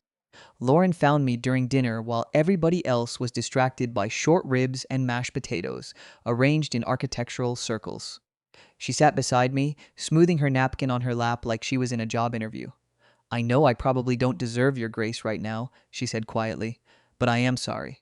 I looked at her profile for a second before answering. She really is lovely. That made it harder, not easier. I said, "You don't get to know people by editing their pain into a nicer shape." She nodded immediately. "I know that now. Do you?" She swallowed. "I think I know it enough to be ashamed." That was honest enough that I believed her. Then she said the thing I didn't expect. "He told Evan you kept him away because you were embarrassed he didn't make enough money. He said you liked controlling things, and that when he left, you turned Evan against him." I let out this long breath through my nose. "Of course he did. He sounded convincing," she said, "not because I thought you were that person. Just because I didn't understand how someone could leave a kid without making up a story where it wasn't really his fault." I looked down at my plate. People don't abandon their own image when they abandon their family. They usually protect that first. She got tears in her eyes again, but didn't let them fall this time. "I'm sorry I helped him. That landed somewhere real. I appreciate you saying it," I told her. "But it's going to take me a while." She nodded. "I know." Later, after the first dance and the cake cutting and all the little rituals Pete performed to prove joy happened on schedule, Evan asked me to step outside with him. The air smelled like cut grass and smoke from the patio heaters. Music thumped softly through the venue wall behind us. In the parking lot, taillights from some early departing relative flashed red and vanished around the bend. He said, "I keep replaying it." "Me too." He leaned on the railing, tie loosened now, wedding ring already on his hand. I really thought if he came and acted like a dad for one day, maybe it would change what I felt about him. or change what not having him felt like. I said, did it? He laughed, bitter and tired. Yeah, made me feel stupid. I reached for his hand then. First time all day I had. No, it made you feel hopeful. That's not the same thing. He looked down at our hands. I hurt you. Yes. He nodded like he deserved that. I'm not saying that to punish you, I said. I'm saying it because if we lie about the size of this, it'll rot. That's something life taught me. Not therapy, though therapy helped. Just life. Small lies turn septic in families. He swallowed hard. I don't know how to fix it. You don't fix it tonight. He looked relieved and devastated at the same time. Then what do? I thought about that for a while before answering. You stop making me carry your father's choices, I said. Even emotionally. Even symbolically. If you want a relationship with him someday, that's your decision. But you do not build it by asking me to swallow history so other people can feel comfortable. He nodded right away. Okay. Not okay like you're ending a bad work call. Okay like you mean it. He looked at me then, really looked. I mean it. I believed he meant it in that moment. Whether people keep meaning things over time is a different question. When we went back inside, Lauren was doing the bouquet toss setup and pretending her smile wasn't tired. She caught my eye across the dance floor. I gave one small nod. Not forgiveness, not approval. Just acknowledgement that we were both still standing in the same night. The wedding ended the way weddings do. Drunk cousins. Polaroid guest book. Somebody losing a shawl. Sparkler send-off pictures that looked magical even though half the guests were just trying not to burn each other. Evan hugged me before they got in the vintage getaway car and whispered, I love you. I said it back because it was true. Then I went to my hotel room, kicked off my heels, peeled 100 bobby pins out of my hair, and sat on the edge of the bed in a silk dress that suddenly felt like a costume. I looked at my phone and saw 3 missed calls from an unknown number. I knew immediately it was Scott. There was also one text. You always know how to ruin things. I stared at that message for a long time. Then I blocked the number, set the phone face down, and finally cried. This happened 8 months ago. Evan and Lauren are still married. They seem happy, or at least like 2 people who learned something ugly very early and are trying not to waste it. He doesn't speak to Scott now, at least not that I know of. Lauren has been trying in quiet ways, not big performative ones. She sent me flowers on my birthday with a card that just said, I'm still sorry. She invited me to lunch without Evan a few times. We're getting there, slowly, like people crossing ice they don't fully trust yet. Evan and I talk every week like we always did, but I'd be lying if I said nothing changed. Something did. When your child is little, betrayal from them isn't really part of the picture. They spill juice on your rug, they slam doors, they say they hate you because you won't let them go to a sleepover. But they don't conspire. They don't weigh your pain against the aesthetic of a day and decide to risk it. Adults do that. And realizing your child is old enough to do adult damage is its own kind of grief. I still love him more than life. That never changed. But love and trust are not identical things, and I think some parents are too ashamed to admit that. Sometimes I replay the moment outside the bridal suite more than the fight itself. Just those words through the door, she must never find out. Not we need to tell her carefully. Not I'm scared this will hurt her. Not even I don't know what the right thing is. Just the clean, practical language people use when they're moving furniture. Containing a problem. Timing a reveal. Managing fallout. That's the part I can't quite scrub out of my bones. Not Scott being Scott. I expected that. It was learning that, for one day, the people I loved most were willing to treat me like the unstable variable in a story I had spent decades surviving. Story 3. My brother called me useless in the fellowship hall of a Methodist church while people were still eating funeral ham. I wish that was me being dramatic, but that is exactly what happened. Our mom had been dead for 6 days. I was wearing a black dress I bought at Target the night before because nothing else I owned fit right anymore. Grief does weird things to your body. I had lost almost 15 pounds during the last 3 months of mom's illness, mostly because I forgot to eat unless someone handed me food. The room smelled like coffee, sheet cake, and those buttery rolls church ladies always make. There were framed pictures of my mom on one table, flower arrangements everywhere, and one of those slideshow loops playing on a TV in the corner. Every 4th picture was my brother Matt with his arm around her at some holiday or graduation, smiling like the perfect son. There were maybe 3 pictures of me, and in one of them I was half cut off. That bothered me more than it should have. My Aunt June had just hugged me and whispered, You took such good care of her, Hannah, and I think that's what set him off. Matt had a paper plate in one hand and that tight jaw he gets when he thinks someone else is getting credit that belongs to him. He laughed, but it wasn't a real laugh. "Can we not do this saint thing?" he said. Aunt June blinked at him. "Excuse me?" He looked right at me. Not through me, at me. "I'm serious. Everybody keeps acting like Hannah carried this whole thing. She was living in Mom's house rent-free. Let's not rewrite history because people are emotional." The room got quiet in that horrible way where silverware still clinks, but everybody is listening. I said, "Matt, not here." But once my brother decides he's the smartest guy in the room, he turns into a machine. He was still in his dark suit, tie loosened, hair perfect, like even at his own mother's funeral, he was prepared for LinkedIn. "You want not here?" he said. "You've been useless for years, Han. Mom worried about you non-stop. You couldn't keep a relationship, couldn't keep a real career path, and then suddenly when she got sick, you move in and everybody acts like you're a hero." I remember the exact sound my cousin Becca made. A sharp inhale, like she touched a hot pan. I remember my face going hot and cold at the same time. I remember my mom's friend Kathy putting down her coffee cup so carefully, like if she moved too fast, the whole room would explode. And I remember saying very quietly I was taking care of our mother. He shrugged, actually shrugged. "Someone had to. It fit your schedule." That one landed. Not because it was true, but because it was the thing he knew would hurt most. I didn't say anything after that. I just put my plate down and walked out the side door into the parking lot. I stood next to my dusty Honda Civic in the February wind and shook so hard I couldn't get my key in the door. If my Aunt June hadn't come out after me, I probably would have driven straight to Missouri or Maine or literally any place my brother wasn't. Instead, she took the keys out of my hand and said, "You're not leaving like this." Then she drove me back to Mom's house, sat me at the kitchen table, made tea in my mother's kettle, and said the thing nobody else had said out loud. "He's angry because everybody saw who showed up." That was the first time I cried all day. For context, I'm 33. My brother Matt is 39.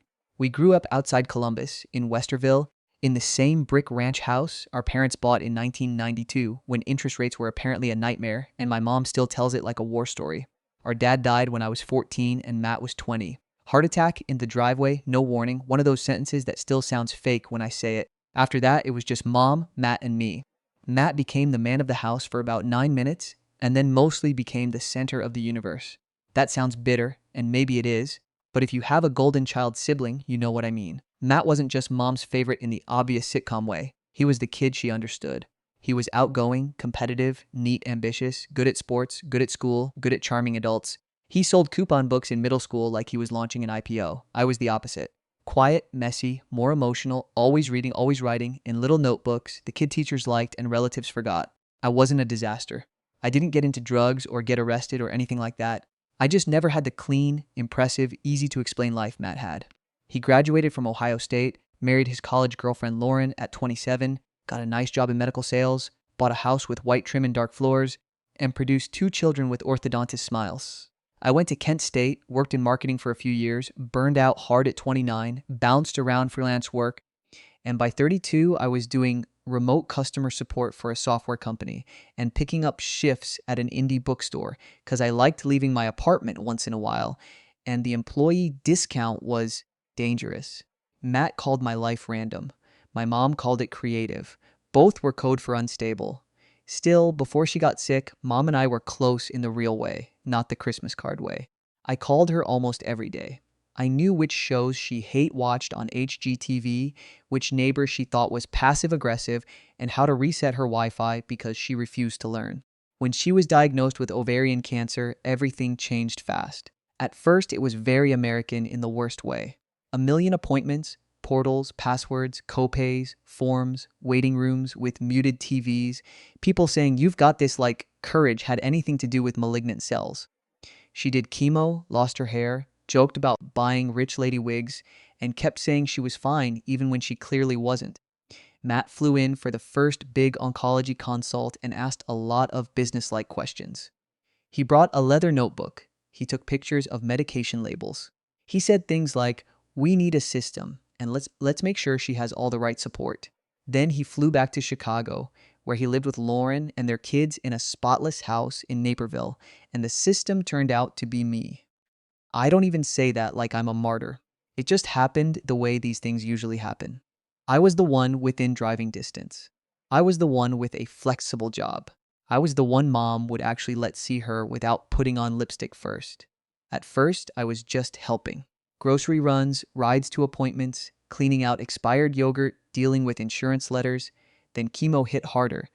Then she got weak. Then she fell in the bathroom one night, and called me instead of 911 because she said she didn't want strangers seeing her on the floor in her nightgown. 2 weeks later, I was sleeping in my old bedroom at her house on and off. A month after that, I gave notice on my apartment. Matt praised me publicly for this, which almost made it worse. He'd say things like, "I don't know what we'd do without Hannah," in the family group chat, and then privately ask if I'd look into mom's monthly spending or suggest maybe I could cut back on takeout since I'm staying there. He reimbursed some things and reminded me about it. He'd overnight a box of protein shakes or a DoorDash gift card and act like he had joined a war effort. Meanwhile, my actual days looked like this: helping my mother into the shower, pretending not to notice when she cried because she couldn't button her own jeans, keeping a note in my phone of which anti-nausea pill went with which side effect, washing sheets at 2 a.m., finding the one spoon she liked for Jell-O, and waking up in full panic every time the house got too quiet. There are things people don't tell you about caregiving because they sound ugly and disloyal. Like how boredom can sit right next to terror. Like how you can love someone with your whole chest and still feel trapped by them. Like how sometimes you're so tired that when they call your name from the other room, your first feeling is anger, and then you hate yourself for it before your feet even hit the floor. Mom and I fought more that year than we had in the previous 10. She hated needing help. I hated being the help. She still wanted to know why I didn't wear more color. I still wanted her to stop watching cable news after 9 p.m. because it jacked up her blood pressure. She'd tell me to go on a date. I'd tell her not to use paper towels to wipe down the cast iron skillet. It was normal family stuff happening in a very not normal setting. Matt visited 3 times during the worst stretch. The first time, he brought a giant bag from Whole Foods and reorganized Mom's pantry for 45 minutes like he was solving cancer through shelf management. The second time, he spent most of Saturday taking calls from work in the backyard because Q4 is insane right now. The third time, he told me I should maybe take a more proactive approach with her medication tracking while I was literally holding the spreadsheet I had made. He and Lauren also had a habit that made me insane. They'd post photos with Mom every time they came. Nothing tragic, just tasteful stuff. Mom in a blanket on the couch, smiling weakly. Mom with the grandkids. Mom holding soup. Making memories, Lauren would caption it, with a heart. I don't think they meant harm. But there's something surreal about emptying a puke bucket in the laundry room while your sister-in-law is upstairs choosing a Valencia filter for your dying mother. The last month was hospice. If you've never done hospice at home, it is both kinder and more brutal than people say. Kinder because Mom got to stay in her own house, under her own crocheted blanket, with her little lamp on, with the wind chimes outside the bedroom window. Brutal because there's no hiding what's happening. Death doesn't look elegant in a family home with Amazon boxes by the door and a half-finished crossword on the side table. Toward the end, she wasn't really eating. She slept most of the day. She'd wake up for these weird, crystal-clear little moments and say something completely ordinary, like, "Did you ever return that pie plate to Diane?" and then drift off again. Matt came in for the final week. He stayed at a Marriott, even though the guest room was empty, which told me everything I needed to know about how much support he actually planned to provide. To be fair, he was upset. He cried. He sat by her bed. He held her hand. I'm not going to turn him into a cartoon villain just because I'm angry at him. He loved our mom. But he loved her like a son visiting the edge of something. I loved her like a person standing in the water with her. Those are different experiences, and only one of them teaches you where the towels are. The night before she died, Mom woke up around midnight and asked for her purse. It was this old tan leather purse she had carried forever, even after the straps started cracking. I brought it to her from the chair in the corner, assuming she wanted lip balm or tissues. Instead, she dug around inside, pulled out her key ring, and pressed it into my hand. "Don't let your brother lose these," she mumbled. I almost smiled. Even half sedated, she knew him. "Okay," I said. "Not yet," she said. I thought she meant not yet, don't give them to him yet. Or maybe not yet, don't put them away yet. With her meds, things blurred. I asked if she wanted me to put them back in the purse. She was already asleep again. I slipped the keys into the zip pocket and left the purse on my dresser. because I was scared it would get misplaced in the morning shuffle with the nurse and the aide and everybody else coming in and out. She died the next afternoon. Matt arrived 20 minutes later. I have never fully forgiven him for that timing, even though I know traffic exists and he had no way of controlling the exact minute. Still, I was the one there when her breathing changed. I was the one who rubbed lotion into her hands after they got cold.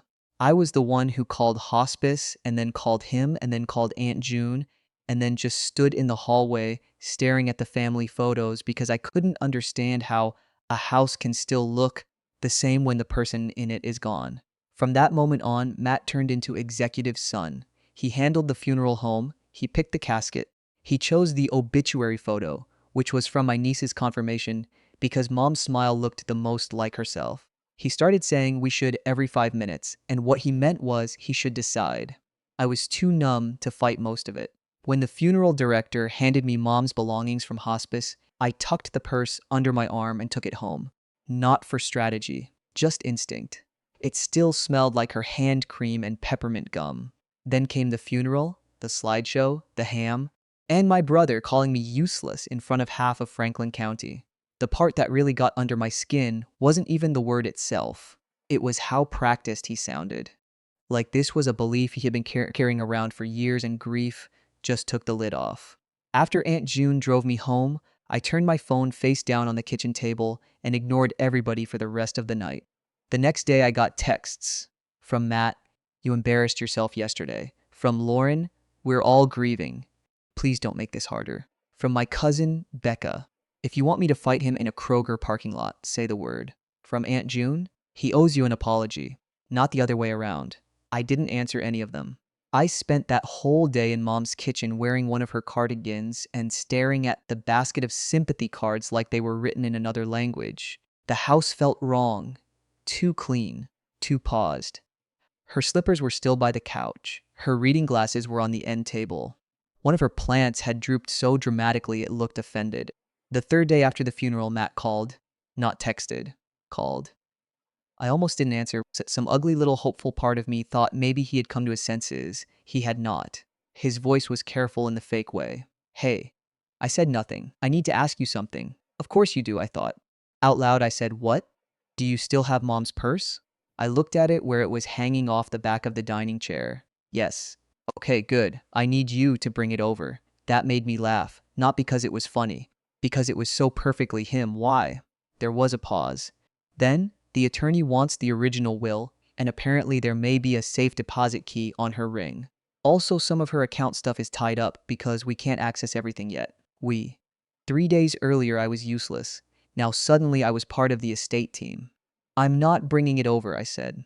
Hannah, don't do this. Don't do what? He exhaled like I was a difficult client. Make this into a power struggle. Mom is gone. We have to deal with real things now. I actually pulled the phone away from my ear and looked at it. You called me useless at our mother's funeral. I was upset. You said mom worried about me nonstop and that me taking care of her fit my schedule. Another sigh. I shouldn't have said it like that. That tiny phrase made my whole body go cold. Not, I shouldn't have said that. I shouldn't have said it like that. I said, so you meant it. He snapped back instantly. Can you not do this therapy language thing with me? I need the keys. There it was. Not I'm sorry. Not are you okay. Not I was wrong. I need the keys. I asked, what keys? The whole ring probably. House key, mailbox, garage, whatever is on there. I'm at mom's place now, and I'm trying to get everything organized before I have to go back Sunday. My stomach dropped. You're at the house? Yeah? With who? Lauren's here. That was enough for me. Lauren plus the phrase get everything organized meant they were sorting her things. I was already standing up. I'll be there in 20 minutes, I said, and hung up before he could answer. The drive felt like 10 seconds and 10 years. Every red light made me want to scream. When I pulled into mom's driveway, Lauren's white SUV was there, and Matt's rental car was parked behind it. The garage door was open. I could see folding boxes. I could see black trash bags. My heart started pounding so hard I thought I might throw up. I walked in through the garage and straight into my mother's laundry room, where Lauren was putting picture frames into a plastic tote. She looked up like I had interrupted a perfectly normal Tuesday. Oh, she said. Hi, where's Matt? In the den. I went past her and into the hall and then just stopped. My mother's house looked like a stranger had died there. The linen closet doors were open. Her side table drawers were on the floor. There were blue painter's tape labels on pieces of furniture. Boxes in the living room said keep, donate, and family. Family, apparently, had become an administrative category. Matt came out of the den holding a stack of file folders. You didn't need to rush over. I stared at him. Are you kidding me? He looked annoyed already, which was almost impressive. What now? What is all this? He glanced around like I was asking why the sky was blue. Sorting. The estate sale people need to know what's not included, and Lauren's helping me get the personal stuff separated. I felt something crack open in me. Estate sale people? It's just preliminary. She's been dead 9 days. Actually 8. I don't know what expression came over my face, but he took half a step back. I said, you are labeling Mom's furniture with painter's tape while her hand lotion is still on the bathroom counter. Matt pinched the bridge of his nose. Hannah, we cannot preserve the house like a museum. No one said museum. I'm saying maybe don't strip it before I've even had time to breathe. He set the folders down. This is exactly what I'm talking about. You live in feelings. I live in reality. Bills have to be paid. Accounts have to be closed. The house has to be dealt with. Somebody has to move. I laughed again, but this time it came out mean. And because you gave a speech in a quarter zip at a Marriott breakfast once that somebody should obviously be you? He stared at me. Lauren pretended very hard not to hear us from the kitchen. Then he said, do you have the purse or not? I reached into my tote bag, pulled it out, and held it to my chest. I'm not handing it to you here. His whole face changed. Seriously? Yes. If there's a bank key on it, we go to the bank together. With the lawyer. That is ridiculous. What's ridiculous is you trying to clean out the house before we even know what Mom's latest paperwork says. He looked away for a second, and that was the moment I knew there was something he hadn't told me. What latest paperwork? I asked. Nothing. Matt. He rubbed his jaw. There was an older will in her desk. From 2018. It names me executor. The attorney said if she updated anything later, the original would matter. There it was. Not just accounts. Not just practical stuff. He wanted that key because there was a chance something had changed. I said, and you didn't think to mention that on the phone? I just did. After I drove over here and found you putting blue tape on her life. Hannah, enough. No, we do this right. I'll call Mr. Feldman myself. Mr. Feldman was the estate attorney Mom had used years ago. Not some mystery figure. A real man with a real office and coffee breath and framed golf photos in his lobby. Matt held out his hand. Give me the purse. I held his gaze and said, no. For 1 second, I thought he might physically take it from me. Not hit me, nothing like that. But lunge, maybe. Grab. We were back in being kids territory where power always seemed to tilt his direction. Instead, Lauren finally stepped in. Matt. He turned. What? In front of me and your dead mother's curtains, maybe don't wrestle your sister for a purse. I don't usually give Lauren credit for much, but that line did help, Mr. Feldman's office got us an appointment at the bank the next morning. That night, I sat in Mom's room with the purse in my lap for almost an hour before unzipping the inner pocket. The key ring was exactly what I remembered. House key, mailbox key, a CVS card, one tiny brass key with a blue plastic tab, and a ridiculous puffball keychain my niece had given her at Christmas because it was cute. I cried over the puffball. Grief is humiliating like that. I did not take the safe deposit key off. I did not snoop through any of the paperwork in the purse, partly because I was scared. Mostly because if there was a fight coming, I wanted clean hands. Aunt June came with me to the bank the next morning because she said, if your brother starts performing masculinity in a lobby, I want front row seats. Mr. Feldman met us there. He was in his late 60s, rumpled, kind, and had clearly already dealt with enough family disasters to know not to make eye contact too soon. Matt and Lauren were waiting by the entrance. Matt was in jeans and a navy pullover like he was there to discuss a fence estimate, not our mother's estate. Inside, everything smelled like printer toner and carpet shampoo. We sat at one of those little banker desks under fluorescent lights while a woman named Denise explained the process in a voice so neutral it could have calmed a hostage situation. When I put the key ring on the desk, Matt immediately reached for it. Denise moved it closer to herself and said, I'll take that. Aunt June made a small approving sound. The safe deposit room was smaller than I expected. Beige walls, metal boxes, a table in the middle. Denise unlocked the bank side, then handed over the box. It was weirdly light. Matt stepped forward first, but Mr. Feldman said, let's set it down and do this slowly. I think I stopped breathing. Inside was not piles of jewelry or secret cash or some movie version of a dead woman's final act. It was very much my mother. A white envelope with both our names on it in her loopy handwriting. A manila folder with tabs. A velvet ring box. My dad's old Seiko watch. A little bundle of savings bonds. And a stack of photographs held together with a yellowing rubber band. Matt grabbed the folder. Mr. Feldman took it from him before he could open it. "Let me," he said. The room went so quiet I could hear the hum of the lights. He looked through the papers once, then again, slower. Matt said, "Well," Mr. Feldman looked up at us over his glasses. "This appears to be a later will than the 2018 version." Matt's face changed first. Then mine did, because I suddenly couldn't feel my knees. He kept reading. "Dated June 14 of last year. Properly signed, witnessed, notarized." Matt said, "Sharp and?" Mr. Feldman took a breath. "Your mother appointed Hannah as executor." I don't think I made a sound, but Aunt June put her hand on my back. Matt laughed once, like the attorney had told a bad joke. "No," Mr. Feldman went on, "because that's what lawyers do when families start coming apart in enclosed spaces.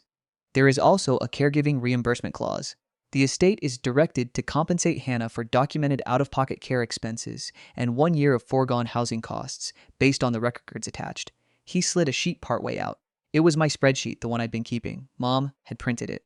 I stared at it like it belonged to someone else. Matt said, louder now, "That's insane." Mr. Feldman kept going. "The house passes to Hannah outside equal division, with the remainder of liquid assets to be divided between both children after specific bequests and expenses. There are also education bonds designated for the grandchildren." Matt just stood there. Then he said, "She wouldn't do that. And here's the thing. For all my anger at him, that was the first moment I saw him as something other than a threat." He looked genuinely lost. Not because of the money, though yes, obviously the money mattered. He looked lost because the story he had been telling himself about our family had just been ripped in half. Mr. Feldman said, carefully, "Your mother met with me twice about these changes." Matt turned to me so fast I flinched. "You knew?" "I swear to God, no, you had to know." "I didn't. Come on, Hannah. I did not know." And I was telling the truth. I had known Mom was organizing paperwork last summer because she asked me where the good pens were, and I drove her to an appointment downtown once when she said she had boring legal nonsense, but I had never asked details. I honestly thought she was updating insurance forms or doing one of those medical directive packets hospitals make everyone do. Matt looked at Mr. Feldman. "This is because she was sick. She was fully competent when she executed this document. This is because Hannah was living with her and influencing her." That one stung more than I expected because it's such a gross accusation. And because part of me knew people would believe it. The daughter who moved in, the son who lived far away, the changed will. It writes itself. Before I could even respond, Aunt June said, "Or maybe it's because one child was actually there." Matt ignored her. "He was locked in on me. You manipulated her." "I changed her diapers," I said. It came out before I could stop it. The room froze. I had never said anything like that to him before. I had been protecting Mom's dignity, protecting mine, protecting his comfortable distance. But suddenly I was done. "I cleaned blood out of her bath mat," I said. "I slept on a twin bed in my childhood bedroom for 4 months. I learned how to flush a port line because the nurse was late. I held her up when she couldn't stand. So if you want to stand here in a bank and tell me I manipulated her, at least have the decency to know what you're talking about." Matt's face went red, not shame exactly, more like impact. Lauren stared at the table. Mr. Feldman cleared his throat and picked up the white envelope. "There's also a letter," he said, "addressed to both of you. Would you like me to read it, or would you prefer privacy?" Nobody answered right away. Then, very softly, I said, "Please read it." He opened the envelope. My mother's handwriting was smaller than usual, probably from the chemo, but steady. He read, "If this box is open, then I am gone, and if you two are standing in the same room without me, there is at least a 50-50 chance one of you is annoyed." Aunt June made a sound that was half laugh, half sob. Mr. Feldman kept going. "Matt, before you get angry, take a breath and remember that being hurt is not the same as being cheated. Hannah, before you feel guilty, don't. I made these choices while I was still myself. I made them after a lot of thought, and no one made them for me. Your father left me a house when I was scared and 2 children when I was overwhelmed. One of those children needed me loudly, and one needed me quietly. I did not always get that right." That line hit me so hard I had to grip the edge of the table, he went on. "In the last year of my life, Hannah gave up her apartment, her privacy, her sleep, and a good part of her peace to keep me at home. That does not make her a saint. It makes her my daughter, and it means she paid a price that should be acknowledged. Matt, you have been generous in ways that are easy to count. Hannah has been generous in ways that are not. Both matter. Do not insult what you did not witness." At that point, Matt actually sat down, just lowered himself into the chair like someone had cut a rope inside him. The letter wasn't mean. That was the worst part for him, I think. If it had been angry, he could have fought it. Mom wasn't punishing him. She was just seeing us clearly. The last part said, take care of each other if you can. If you can't, at least leave each other alone. Also, the ring is not for resale. I know how you both get when money and sentiment start dating each other. That got a real laugh out of Lauren and even Denise, who I'm pretty sure was listening from the other side of the room by then. Inside the velvet box was Mom's wedding ring and engagement ring, soldered together like she'd worn them since before I was born. There was a small note tucked beneath them. For Hannah, because she always noticed my hands. That destroyed me. Not because of the ring itself, though it was beautiful in that old-fashioned way, because it was such a specific sentence. When I was little, I used to play with her rings while we watched TV. When I got older, I noticed when her fingers got thinner from treatment and the rings got loose.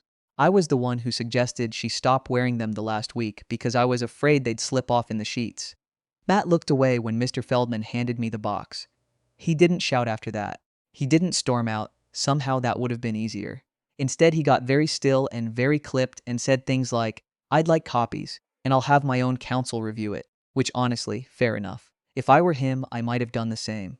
But as we walked out of the bank, he finally said what I think was the closest thing to the truth he had managed in years. I didn't know it was that bad. I stopped on the sidewalk. Traffic hissed past on State Street. Somebody was mowing somewhere, even though it was barely spring. Life was happening in that rude, normal way. I said, you didn't ask. He looked tired then, older, less polished. I asked you all the time how things were. No, I said. You asked if things were handled. He didn't answer that. Lauren touched his elbow and said they should go. He nodded and walked toward the parking lot without looking back. Aunt June and I sat in her car afterward for maybe 10 minutes without starting it. She handed me a travel pack of tissues from her purse and said, well, your mother was apparently writing from beyond the grave with better timing than I ever managed in life. I laughed and cried at the same time, which I do not recommend. The weeks after that were messy in the deeply unglamorous way family fights usually are. Matt did have a lawyer review the will. Nothing came of it, because it was valid. Lauren sent me one long text about how everyone says terrible things in grief, and I should try to remember that Matt had his own burden. I deleted it. My cousin Becca kept offering to come over with wine and a label maker so we could inventory the house like civilized women with rage. Mr. Feldman helped me do everything the right way. Probate, notices, reimbursement records, the house transfer. It was boring and slow and weirdly comforting because forms don't care who the golden child was. Matt and I communicated mostly by email for a while, which was honestly healthier for everybody. A month later, he sent one message that just said, I am sorry for what I said at the funeral. No explanation, no if, no but. I stared at it for a long time. Then I replied, thank you. That was it. We are not close now. I don't know if we ever will be. Some damage doesn't explode all at once. It settles into the walls over years, and by the time you notice the crack, the foundation has already shifted. I still live in Mom's house, at least for now. Not because I won some grand battle. Not because I'm clinging to the past. Mostly because after everything, I couldn't stand the idea of strangers walking through her kitchen talking about good bones and updating the cabinets. I painted my old bedroom. I turned the den into a real office. I kept her recipe box, her chipped blue mixing bowl, and the stupid puffball keychain. I donated a lot. I sold some furniture she never liked anyway. I even let Becca help me throw out the terrifying freezer-burned salmon from 2021. Sometimes I wear Mom's ring on a chain because it's still too loose on my hand. Sometimes I still wake up thinking I heard her call my name. And every now and then, when I'm making coffee in the morning, I remember my brother standing in that church basement calling me useless, and then 3 days later asking for the only thing I had left of hers that he actually needed. The keys were in my hand both times. That's the part I keep coming back to. Not because it feels powerful. It doesn't. It just feels true. All those years, Matt thought usefulness meant being impressive, decisive, well-paid, in control. He thought being the one with the plan made him the important one. But at the end of our mother's life, usefulness was smaller and uglier and harder than that. It was pills crushed into applesauce. It was answering the same scared question at 3 a.m. It was knowing which cardigan didn't scratch her neck. It was staying. And whether my brother understands that now or not, my mother did. Story 4. I retired after 32 years and my son said I was finally out of the way. That evening, I received a call from his boss. I retired last Friday after 32 years at the same company. I'm 63, live outside Indianapolis in Carmel, and until last week, I was the regional operations director for a freight and warehouse company called Harlow Logistics. It was never glamorous work. Nobody grows up dreaming about dock schedules, routing software, damaged pallet claims, and angry calls about a delayed load of bathroom fixtures headed to St. Louis. But it paid the mortgage, kept food on the table, got both my kids through college, and somewhere along the line, it became my whole adult life. I started there when I was 31 after getting laid off from a machine parts place in Anderson. My wife, Linda, was pregnant with our second child then. We had a 2-year-old son, Nate, and exactly enough money in our checking account to make me wake up at 3 in the morning with chest pain that I later found out was just stress. I started at Harlow in dispatch on the evening shift. I wore steel toe boots, drank burnt coffee out of a stained foam cup, and learned very quickly that in logistics, every small delay becomes your problem by noon. Over the years, I moved up. Dispatch to supervisor, supervisor to terminal manager to operations. We had acquisitions, rebrands, software changes, layoffs, booms, years where we thought we were getting sold, years where we thought we were going under, then somehow we'd keep going. By the time I retired, half the people in the building had never known the company without me in some management role. That sounds arrogant written out, and I don't mean it that way. I just mean I was one of the fixtures, like the chipped company mug in the break room nobody threw out because everyone assumed it had always been there. My son Nate is 34 now. My daughter Emily is 31. Emily lives in Fishers with her husband Caleb and their baby girl. Nate lives in Westfield with his wife Kelsey and their two boys Owen and Max, who are 6 and 4 and somehow always sticky. Nate also works at Harlow. That's probably where some of this starts. He didn't start there because I forced him to. In fact, I didn't want him there at first. When he was 26, he bounced through a marketing job in Chicago, then a sales role for some startup that went under, then spent almost 8 months piecing together freelance work and living mostly off Kelsey's income. He called me one night and asked if Harlow was hiring. I told him yes, but I also told him very clearly that if he came in, he'd have to do it without using me as a shield. No special treatment. No coming into my office because he was mad about a schedule or a manager. No, Dad, can you talk to so-and-so for me? He said he understood. He said he actually wanted a stable job for once. I believed him. To be fair, at first he did well. He was personable, good with clients, sharp when he wanted to be. He started in customer accounts, then moved into small business development. He was better in front of people than I ever was. I'm not naturally smooth. Nate is. He could walk into a room, find the loudest person there, and have them laughing in 3 minutes. But Nate has always had this thing in him where every frustration has to be someone else's fault. When he was a teenager, if he bombed a math test, it was because the teacher had it out for him. If he got cut from summer baseball, it was politics. If a girlfriend dumped him, it was because she was crazy or too needy or her friends poisoned her against him. There was always an external cause. Very rarely Nate. When he was younger, Linda used to say he was sensitive. I used to say he was defensive. We were probably both right. Working at the same company as me turned out to be gasoline on that trait. At first, it was little jokes. Well, everyone still calls you the mayor. Must be nice having your generation's parking spots protected. I'd love one meeting where nobody says, "Oh, you're Paul Mercer's son." I honestly understood some of that. It would be annoying. I tried to give him space. I never went down to his floor unless I had a reason. If people praised him to me, I kept it short. If people criticized him, I didn't engage. I thought distance was the respectful thing. Apparently, Nate saw it differently. The last couple of years, there was this simmering resentment in him that kept slipping out sideways. If he didn't get assigned a bigger account, it was because nobody wants me moving up while you're still there. If one of my longtime clients didn't want to transfer over to him, it was because you trained them to trust only you. If someone in leadership praised me in a meeting, he'd come home to Kelsey, and I'd hear later that he'd spent the whole drive saying he was living in Dad's shadow.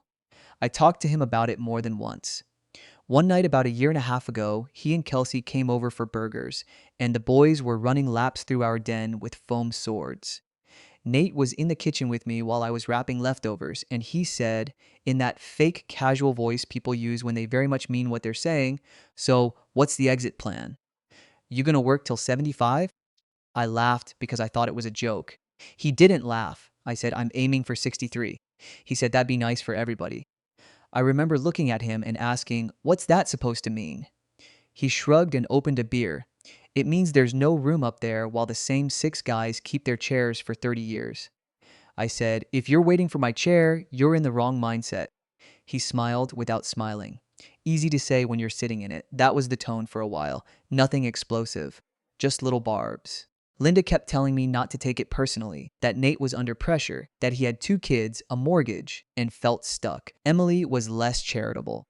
Emily has never had patience for Nate's self-pity. She loves him, but she calls things what they are. About 6 months ago, when I officially gave the company my retirement date, Nate acted excited. Almost too excited, honestly. He started asking questions that didn't sound like a son being curious about his dad's retirement. They sounded like somebody circling a parking space.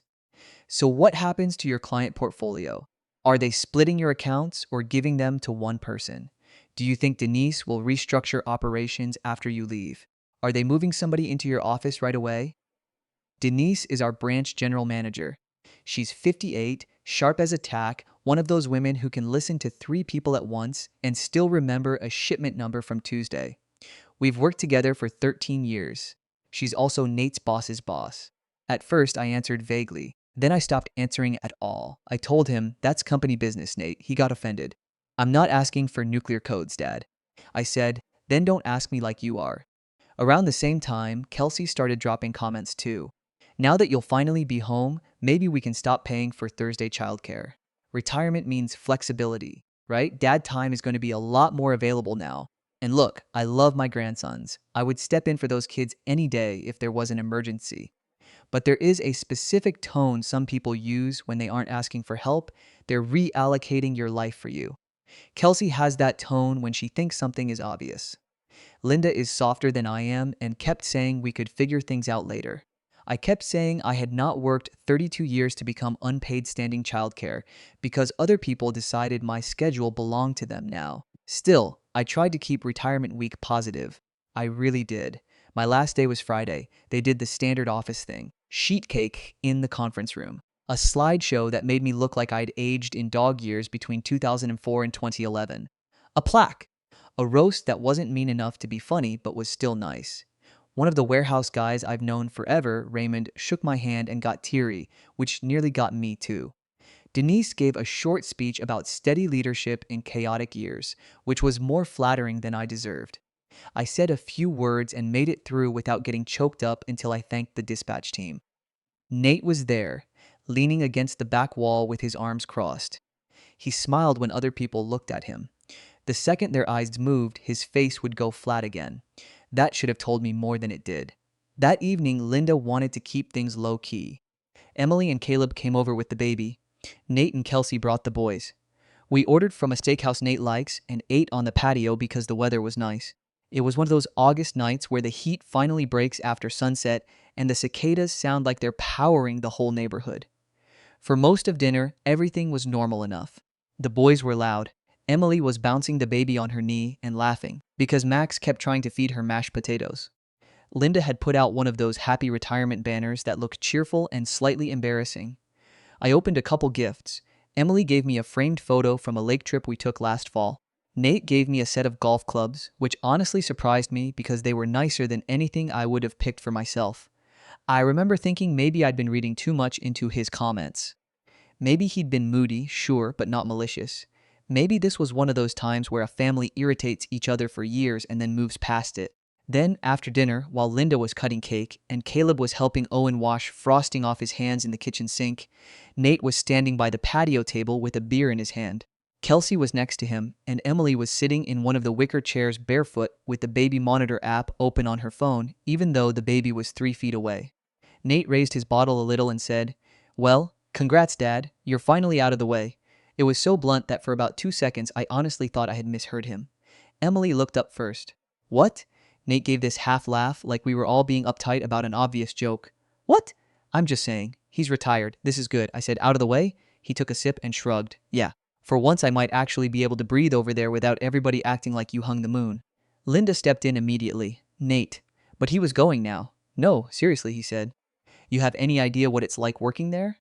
Every older client asks about you. Every manager compares people to how you did things.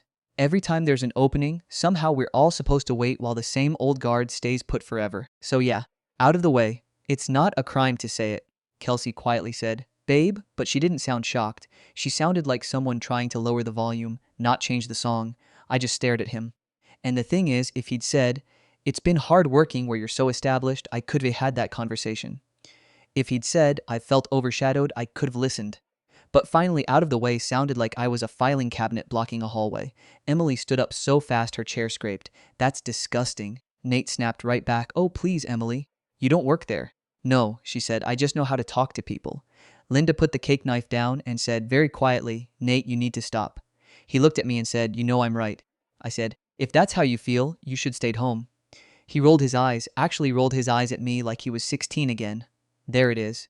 You can never just hear something without making it about disrespect. I laughed once, and it didn't sound nice even to me. You called me out of the way at my retirement dinner. He set the beer down harder than he needed to, because that's what it is. This family treats your career like it's sacred. Everything was always around your hours, your stress, your job, your phone ringing at dinner, your weekends getting wrecked because some truck jackknifed outside Louisville. Sorry if I'm not crying because you finally stopped. That landed because some of it was true. I did miss things when they were kids. I missed a 5th grade band concert because we had a refrigeration failure at a warehouse and lost half a food load. I took calls at soccer games. I canceled weekends. I said I'll make it up to you more times than I like remembering. But there's a difference between saying a parent fell short and saying they're an obstacle you're glad is gone. Before I could answer, Linda said, everybody go home. There wasn't screaming after that. Just the cold, ugly kind of silence where nobody knows how to climb back to normal. Kelsey gathered the boys' shoes and kept saying, let's just go, let's just go. Emily wouldn't even look at Nate. Caleb, who almost never inserts himself into anything, walked over and took the beer bottle off my table like he was worried Nate would throw it. Nate left without apologizing, not even a fake one. After everybody was gone, Linda started wiping down an already clean counter because that's what she does when she's upset. I went out to the patio and just sat there. I was angry, obviously. But more than that, I felt embarrassed. Not because of what he thought.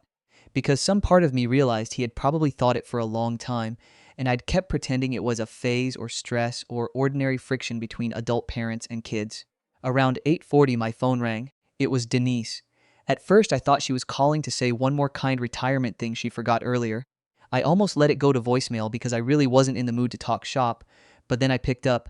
I said, hey Denise. She said, Paul, I'm sorry to bother you tonight. Is this a bad time? I looked through the kitchen window and saw Linda still moving around in there with that rigid, furious energy. I said honestly, it's not great, but go ahead. There was a pause. Then she said, I need to ask you something, and I need you to answer me as plainly as you can. Did you give Nate access to any of your transition files? Rate sheets, account notes, client contact lists, anything like that? I sat up straighter. No. Did you tell him he'd be inheriting any portion of your book? No. Did you authorize him to contact any of your accounts on your behalf? No. Denise, what is this? She exhaled. Okay, that's what I thought, but I needed to hear it from you directly. Then she told me that about 45 minutes after the retirement gathering ended at the office, Nate had logged into the shared client transition folder and downloaded several files to his personal email. Not his company email, his Gmail. That got flagged by IT automatically because the folder had restricted permissions. He had also, before he left for the day, called one of my older accounts, a manufacturing client in Terre Haute, and told their office manager that he would most likely be their main point of contact going forward now that Paul had retired.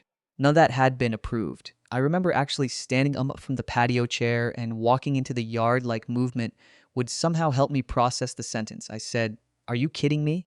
No, Denise said, and there's more. When his direct supervisor, Mark Ellison, pulled him in to ask what he was doing, Nate said he was streamlining the transition because things had been held up for years by the old man not getting out of the way. I closed my eyes. Denise went quiet for a second and then said, I'm guessing he's used that phrase tonight too. I said, at my house, in front of the whole family. Jesus, she said. There's a specific humiliation that comes from hearing your private family hurt echoed back by your workplace. I can't explain it better than that. It felt like the wall between those two parts of my life just fell over. I asked what was happening now. Denise said HR had suspended Nate's system access pending a review. She said because my name and accounts were involved, she felt I deserved to hear it directly before Nate had a chance to spin it. Then she hesitated and said, Paul, I'm going to say something as your colleague, not just your manager. This didn't come out of nowhere. That was when she told me something that honestly hurt almost as much as the dinner comment. Apparently, Nate had been saying for months, maybe longer, that he'd have been promoted already if I would just retire. He'd implied to at least 2 people that I was the reason he'd been passed over for larger accounts. He'd also told people that Denise had promised him a path once I was gone. Denise said, very plainly, for the record, that was never true. Nate was not in line for your role, and his performance issues have nothing to do with you. I asked, why didn't anyone tell me this? She said, because we were trying not to put you in the middle. We all assumed if we corrected him enough times he'd knock it off. I laughed again, bitterly this time. He never knocks anything off. Denise softened then and said, I'm sorry. I know this is your first night of retirement and this is the last call you should be getting. I thanked her for telling me and hung up.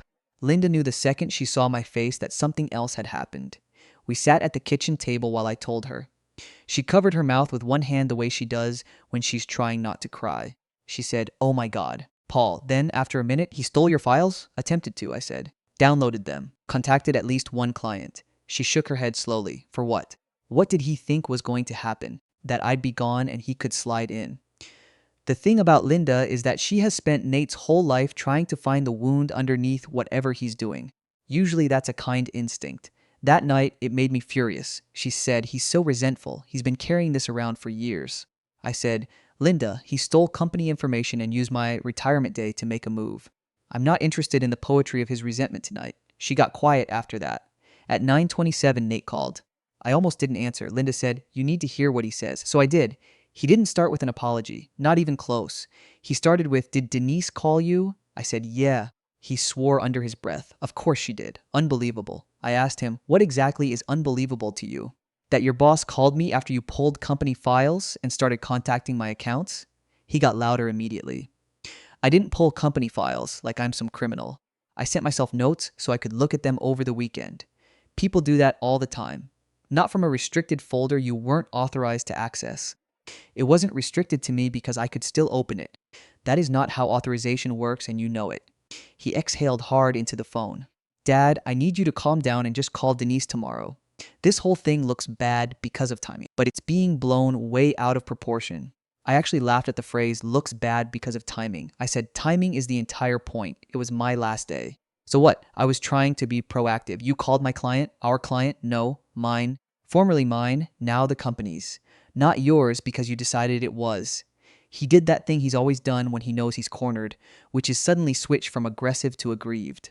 This is exactly what I mean, he said. You always act like you own everything there. No room for anybody else. No wonder people think, people, I cut in. Or you. There was silence. Then he said, low and angry, you don't get it. You've never gotten it. Every time I've tried to build anything at that company, it's been under your shadow. Every mistake I make gets magnified because I'm your son, and every success gets chalked up to you. I said, then you should have left years ago. That really set him off. Oh, right, because everything is simple for you. You had your career, your little kingdom, your reputation. You know what I got? A dad who was physically present maybe half the time and emotionally at work the rest. Now suddenly I'm supposed to worship the legacy. That one stung. Again, because there was truth in parts of it. I said quieter, if you wanted to tell me I failed you as a father, you could have done that without trying to hijack my retirement. He said, you think this is about one day? This is about 30 years. Then, and this is what flipped something in me, he said, the least you can do now is help fix it. Not, I'm sorry, not I messed up. Help fix it. As if I was still a tool he could use. I told him I am not calling Denise to lie for you. I'm not asking you to lie. Yes, you are. Because the truth is you were not supposed to have those files and you were not supposed to contact that client. He started in on how everybody at the company had always treated him unfairly, how Mark hated him, how Denise never gave him a real shot, how none of this would have happened if I'd managed the transition better, which was such a ridiculous thing to say. I actually just let him talk for a while because I wanted to hear how far he'd take it. Finally, I said, did you mean what you said tonight? He was quiet for a second. Then he said, I meant that I'm tired of being behind you. That wasn't an answer, and we both knew it. I said, that's enough. Don't come by tomorrow. He said, are you serious? Yes, you're picking your company over your son. Again, I hung up on him. That was the first time in his life I had ever hung up on my son. I barely slept. Around midnight, Emily texted me, is Mom okay? And then, a minute later, I am not speaking to him. I told her her mother was fine and to get some sleep. She replied, he's been jealous of you forever. Tonight just proved it. Saturday morning, Kelsey sent Linda a long text about how Nate was spiraling and how the family needed compassion, not judgment. Buried in the middle of it was this line: "He's been trying so hard to step into his own at work, and Paul has no idea how intimidating his presence has been." Linda showed it to me over coffee like maybe I would see hidden sincerity in it. I just saw permission. Because that was the thing starting to become clear to me. This was not one stupid drunk comment. This was a whole little ecosystem of grievance that had been nurtured at home. Around 10, Denise called again. Nate had been placed on administrative leave pending a formal review. IT found not only the downloaded files from Friday, but also evidence that over the prior month he'd accessed several notes tied to accounts outside his assignment list. Nothing catastrophic, Denise said, but enough to show intent. He had also forwarded himself an internal org chart with handwritten notes in the attached PDF about role changes after my retirement. I asked if he was going to be fired. She said, "I don't know yet, but I'll be honest, Paul. If this were anyone else, I'd say the odds are not good." Then she added something that punched me right in the chest. "One of the reasons I'm calling you directly is because he has repeatedly implied that if anything got messy, you'd smooth it over." I just said, "He won't have that this time." Nate came by anyway Saturday afternoon. Not inside. He pulled into the driveway and sat there until I went out. He looked rough. Same clothes as the night before, baseball cap pulled low, jaw tight. For a second, seeing him standing by the truck with the sun hitting one side of his face, I saw him at 17 after a bad breakup, trying not to cry in front of me. Then he opened his mouth. He said, "So that's it? You're done with me?" I said, "Don't do that. This is not me abandoning you. This is me refusing to clean up a mess you made." He paced halfway down the driveway and back. "I made a career move. Badly. Fine. But everybody's acting like I robbed a bank. You misused company information. I looked at transition files. You contacted a client." He threw his hands up. "Because nobody tells me anything. You retired and the whole company's acting like state secrets are involved." I was trying to get ahead. I said, "Get ahead of what?" He looked right at me and said, "Being stuck under you forever." We just stood there for a second with that one hanging between us. Then I asked him something I probably should asked years ago. "Why did you stay?" He frowned. "What? If it was that miserable, if working there with me above you was so unbearable, why did you stay?" 8 years, Nate." "Why?" He didn't answer right away. He looked off toward the neighbor's mailbox, like the answer might be written there. Finally, he said, "Because it was supposed to become something, there it was. Not stability, not a paycheck, not pride in building a career, an inheritance, not money exactly, position, access, my relationships, my years." I said, "It was never supposed to become mine for you." He got red in the face. "You really don't hear yourself, do you? Everything with you is ownership, your clients, your story 5. My daughter refused to let me into her new home, so I left the gift on her porch. The next morning, she called me, crying. It was 6:15 on a Saturday morning when I backed my truck up to the open garage door in the dark and strapped the rocking chair into the bed. The chair had been sitting in my garage for 4 years, wrapped in a moving blanket, waiting for the right day, and it had finally dawned on me that the right day wasn't going to announce itself. It was just going to be a day I had to pick. And move-in day was the only one that made any sense. I checked the straps twice, the way you do when you're carrying something that can't be replaced. Then I stood there in the driveway with my hands in my jacket pockets, listening to the neighborhood. Grove City is quiet that time of morning. A sprinkler was running a few lawns down, which was odd for the hour. My house was dark behind me, the porch light still on from the night before, and I thought, this is the house your mother and I built, and I'm taking the last good piece of her out of it today. That thought sat in my chest like a cold engine. I hadn't slept much. I don't sleep much anymore, haven't for 4 years, and last night I'd lain there going over what I would say if she told me to go to hell, because there was a real chance she would. The chair was my wife Carol's. It had been her grandmother's before that, made around 1960 by her grandfather, a carpenter out near Zanesville. Solid oak, high back, cane seat and cane back that Carol's father had had rewoven in '87 as a Christmas present. It wasn't fancy. It was the kind of thing that gets handed down because it's good and solid, not because it's worth money. Carol's grandmother sat in it through 5 kids and a farm and a war. Carol's mother sat in it. And when Carol and I got married in 1982, broke as anything, living in a 1-bedroom apartment over a pizza place in Franklin, her mother drove the chair up from Zanesville in the back of a station wagon, and it sat in our living room for the next 20 years, no matter where we lived. And then in 1998, when Emily was born, that chair became Carol's favorite place on earth. The nursery was butter yellow, with a little night sky she stenciled above the crib, moons and stars, done by hand over a weekend when she was 9 months pregnant and couldn't stand being still. The chair sat by the window, and Carol sat in it every single night with Emily on her chest, reading to her even before the kid could understand words.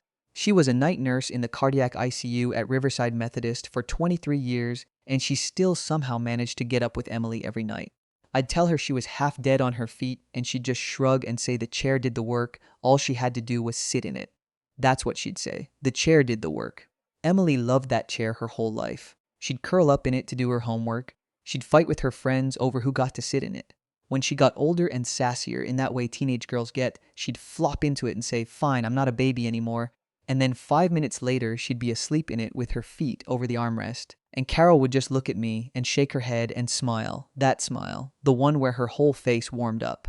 I've spent the last 4 years getting through my life on the memory of that smile. Carol got sick in the fall of 2020. Breast cancer, stage 4 by the time they found it. She went through treatment like it was a job, chemo, radiation, the whole circus, never once complaining. She made it to 2 more Christmases. She got to see Emily graduate from nursing school and get hired at Riverside, the same hospital where Carol had spent half her life. And I remember her in the hospital bed, holding Emily's diploma like it was made of gold, saying, "My baby's going to take better care of people than I ever did." Emily started on the cardiac floor, the same floor her mom had walked for 23 years, and then she moved down to labor and delivery. She and Carol are the only 2 people I've ever met who could walk into a room full of screaming and panic and make it calm just by showing up. The last 2 months, Carol was home. We set her up in the front bedroom with the good light, and Emily came over every single day after her shift, and they'd sit in that chair together, Emily on the floor with her head on Carol's knee, Carol's hand in Emily's hair, sometimes not even talking. Half the time, they were watching terrible reality TV, which was their thing, the dumber the better. I'd hear them laughing from the kitchen, and I'd stand there at the sink with a dish towel and cry where nobody could see me, the way I'd been doing for months, the way I'm doing right now writing this. One night, about 10 days before she passed, Carol asked me to bring the chair into her room, and she sat in it one last time. She was thin by then, so thin, but she sat up straight with her hands on the arms like she was checking in with an old friend, and she closed her eyes and she said, "Dan, this chair has carried 4 generations of women to sleep. That's the legacy." And then she pointed her finger at me, that little jabbing finger she used when she meant business, and she said, "When Emily gets a place of her own, this chair goes to her. You hear me? Don't you let it end up at some estate sale. Don't you let it sit in a garage and collect dust. You get it to her and tell her I sat in it the whole night she was born and every night after, and I want her to feel me in it every time she sits down." I promised her. That's what I'm getting at. 4 years ago, I promised my dying wife a thing, and last Saturday, I finally kept it. And in between, I managed to lose my daughter without ever once losing her address.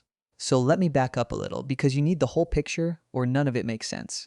Carol passed on a Tuesday morning in early March. It was snowing, this weird wet March snow, and she went the way you hope somebody can go, asleep in her own bed, in the house where we'd raised our kid, with her hand in mine. Emily was holding her other hand. We sat there a long time after, not saying anything, and then Emily walked out to the porch and I heard her crying through the front door, and I sat there with Carol's hand going cold and thought, I don't know how to be the one that's left. The funeral was huge. Half the hospital came, former patients' families, people from the church. Emily stood next to me the whole time like a soldier, dry-eyed, shaking hands, and then at the graveside she finally broke down and I held her, and she was still my little girl then. 8 months later she got married, and she asked me to walk her down the aisle, and I did it, down the aisle of this old restored barn outside Delaware, and we both cried the whole way, and there was an empty archway in the front row where Carol would have sat, and the photographer got a picture of Emily looking at it that I've never been able to look at twice. I should explain Nancy now, because Nancy is part of this, and I've never once blamed Emily for what she felt about Nancy, even though it turned out to be the thing that nearly cost me my daughter for good. Nancy Beck came into my life about 18 months after Carol died, and if you're picturing some fast-moving widower with a new girlfriend while his daughter looked on in horror, you'd have the wrong picture. Nancy and I were friends for a long time before we were anything else, and by the time it became something else, I think the only person it actually surprised was me. Nancy lost her husband George to a heart attack in a Kroger parking lot off Sawmill Road in November of 2020. 1 minute he was loading groceries, the next he was on the ground between 2 parked cars, and he was gone before the ambulance made it through Friday night traffic. She spent the next 3 years doing exactly what you're not supposed to do, which is to say she kept a very clean house and went to work and told people she was fine. Then one Tuesday, she typed Grief Group Columbus, Ohio into the search bar at work, and here she was. I should explain how I ended up at that group myself, because it was Emily's doing. After Carol died, I did what a lot of men my age do when they don't know what to do with their hands. I rebuilt a birdhouse. I organized the garage 3 separate times. I became invested in the lawn to the point where the guy 2 doors down asked if I was getting the yard ready for a wedding. None of it did a damn thing, because at 9 o'clock every night I'd walk past the front bedroom, the one with the good light, and the door would be closed, and I'd stand there with my hand on the doorknob like somebody had to tell me what to do next, and nobody ever did. Emily saw it. She lived an hour away and she still saw it.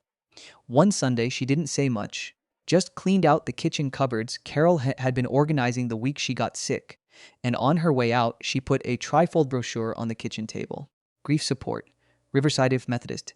Tuesdays, 7 p.m., I took it to please her. It ended up being the best thing that happened to me after the worst thing that happened to me. Nancy noticed things. That was her superpower. The second or third Tuesday, she said to me in the hallway afterward, without a trace of malice, "You always sit in the same seat facing the door." And I said, "Yeah, well, it's the same seat I'd sit in if I was waiting for somebody." And she said, "I know. That's why I mentioned it." And something about the way she said it, like she wasn't diagnosing me, just telling me she saw me, made my throat close up. And I sat in my truck in the parking lot for 10 minutes before I could drive home. We got coffee after group, off and on. Here's a thing you learn about grief group people. They're the easiest people in the world to talk to because nobody in that room is pretending anything. She'd tell me stories about George, the way he could never pass a clearance rack. I'd tell her about Carol. So, somewhere in the fall of 2024, the coffee started taking longer. And one night, we sat at the end of her driveway in my truck for 45 minutes talking about nothing at all, and I realized I'd forgotten what it felt like to look forward to something. I was 66 years old, and I'd been married to my high school sweetheart for 40 years, and I didn't know what to do with the part of me that was still alive. I told Emily about it in the summer of 2024, before it had a name. We were at that diner on Livingston Avenue she's loved since she was 16, and I told her I'd been seeing someone, not dating, I fumbled it, just seeing, that her name was Nancy, that she was a widow, that she'd been a librarian, that she was kind.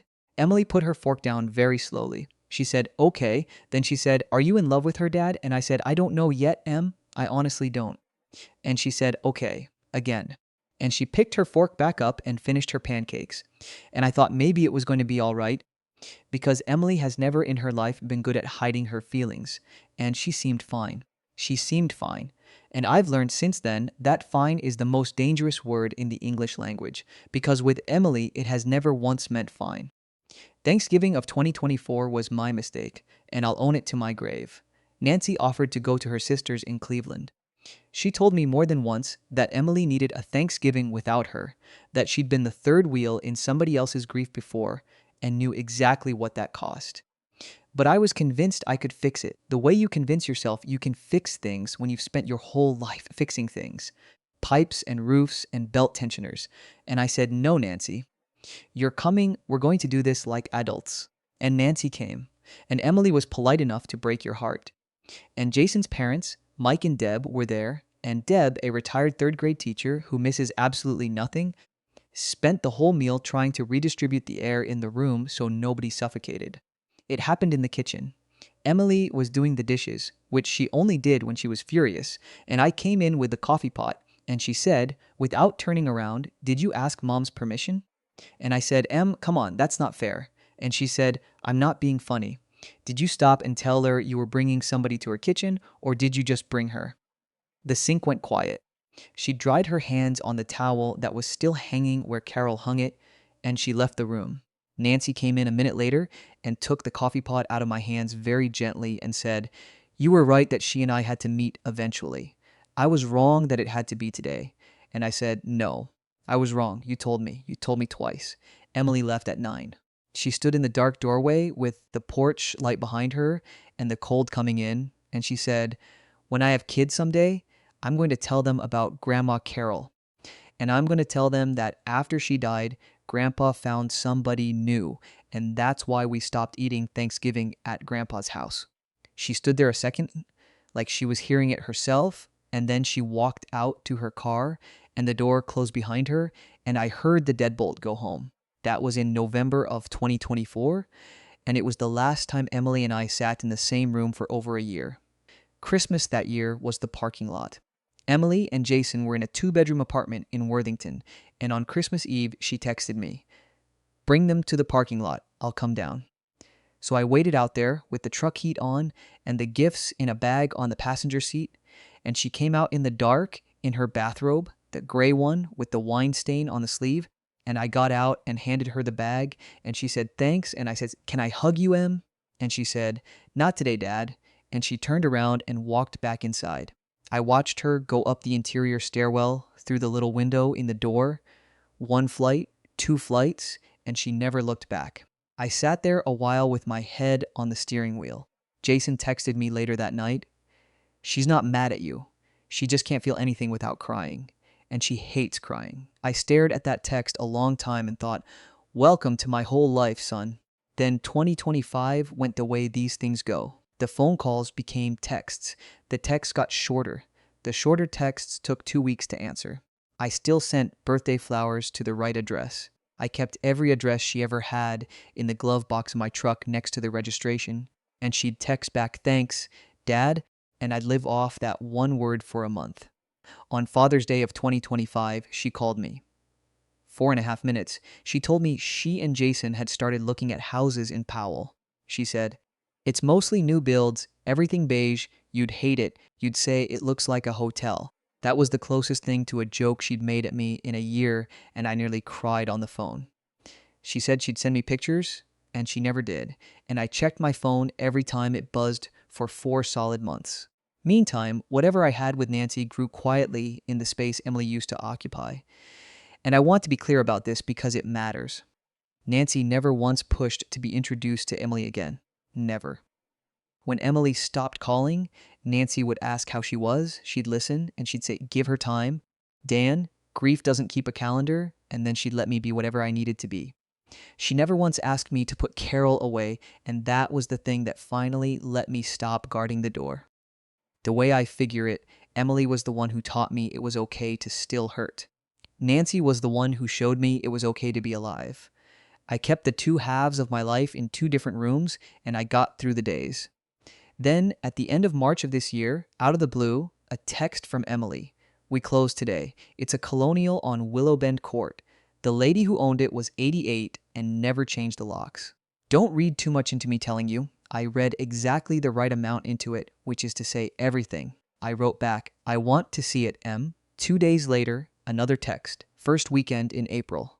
It's going to be chaos. Honestly, Dad, not a good day." And me, brilliant man that I am, replied, "I'll just drop it off and go. 20 minutes, I promise you." And she replied with one word, "Fine." And that one word should have told me everything, because with Emily, fine has never once been fine. That word was a storm warning taped to a refrigerator. The Saturday came anyway, the way Saturdays do. I'd been keeping the chair for 4 years, wrapped in that moving blanket under my workbench, and I'd talked to myself about it 100 times and chickened out 100 times. It wasn't that I'd forgotten her promise. It was that I knew exactly how much it would cost, one way or the other, and I kept finding reasons to wait for a better day. There's never a better day, it turns out. There's just a day you pick. I picked the first Saturday in April, and I got up in the dark, and I backed my truck up to the open garage, and I strapped the chair into the bed like it was made of glass. The drive from Grove City up to Powell is about 40 minutes on a good day, and it felt like 4 hours. I took 270 up to 71, then Powell Road West, and I thought about the fact that Carol and I had driven this same road the winter before we moved to Grove City, when Emily was a baby, looking at open houses with maps printed off the dial-up. Now my daughter lived up here, in a development where the trees still had their nursery stakes in them. Carol used to say, you could always tell a new build because the trees look like they're holding their arms wrong.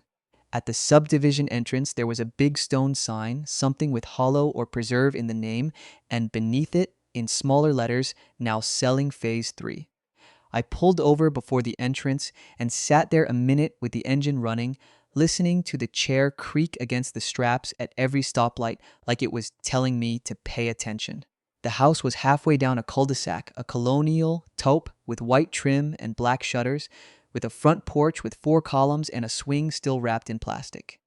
There was a U-Haul in the driveway, 2 movers in gray shirts walking a mattress through the front door, and Jason pacing on the lawn with his phone against his ear while his dad, Mike, waved at a Ford Escape that didn't need directing.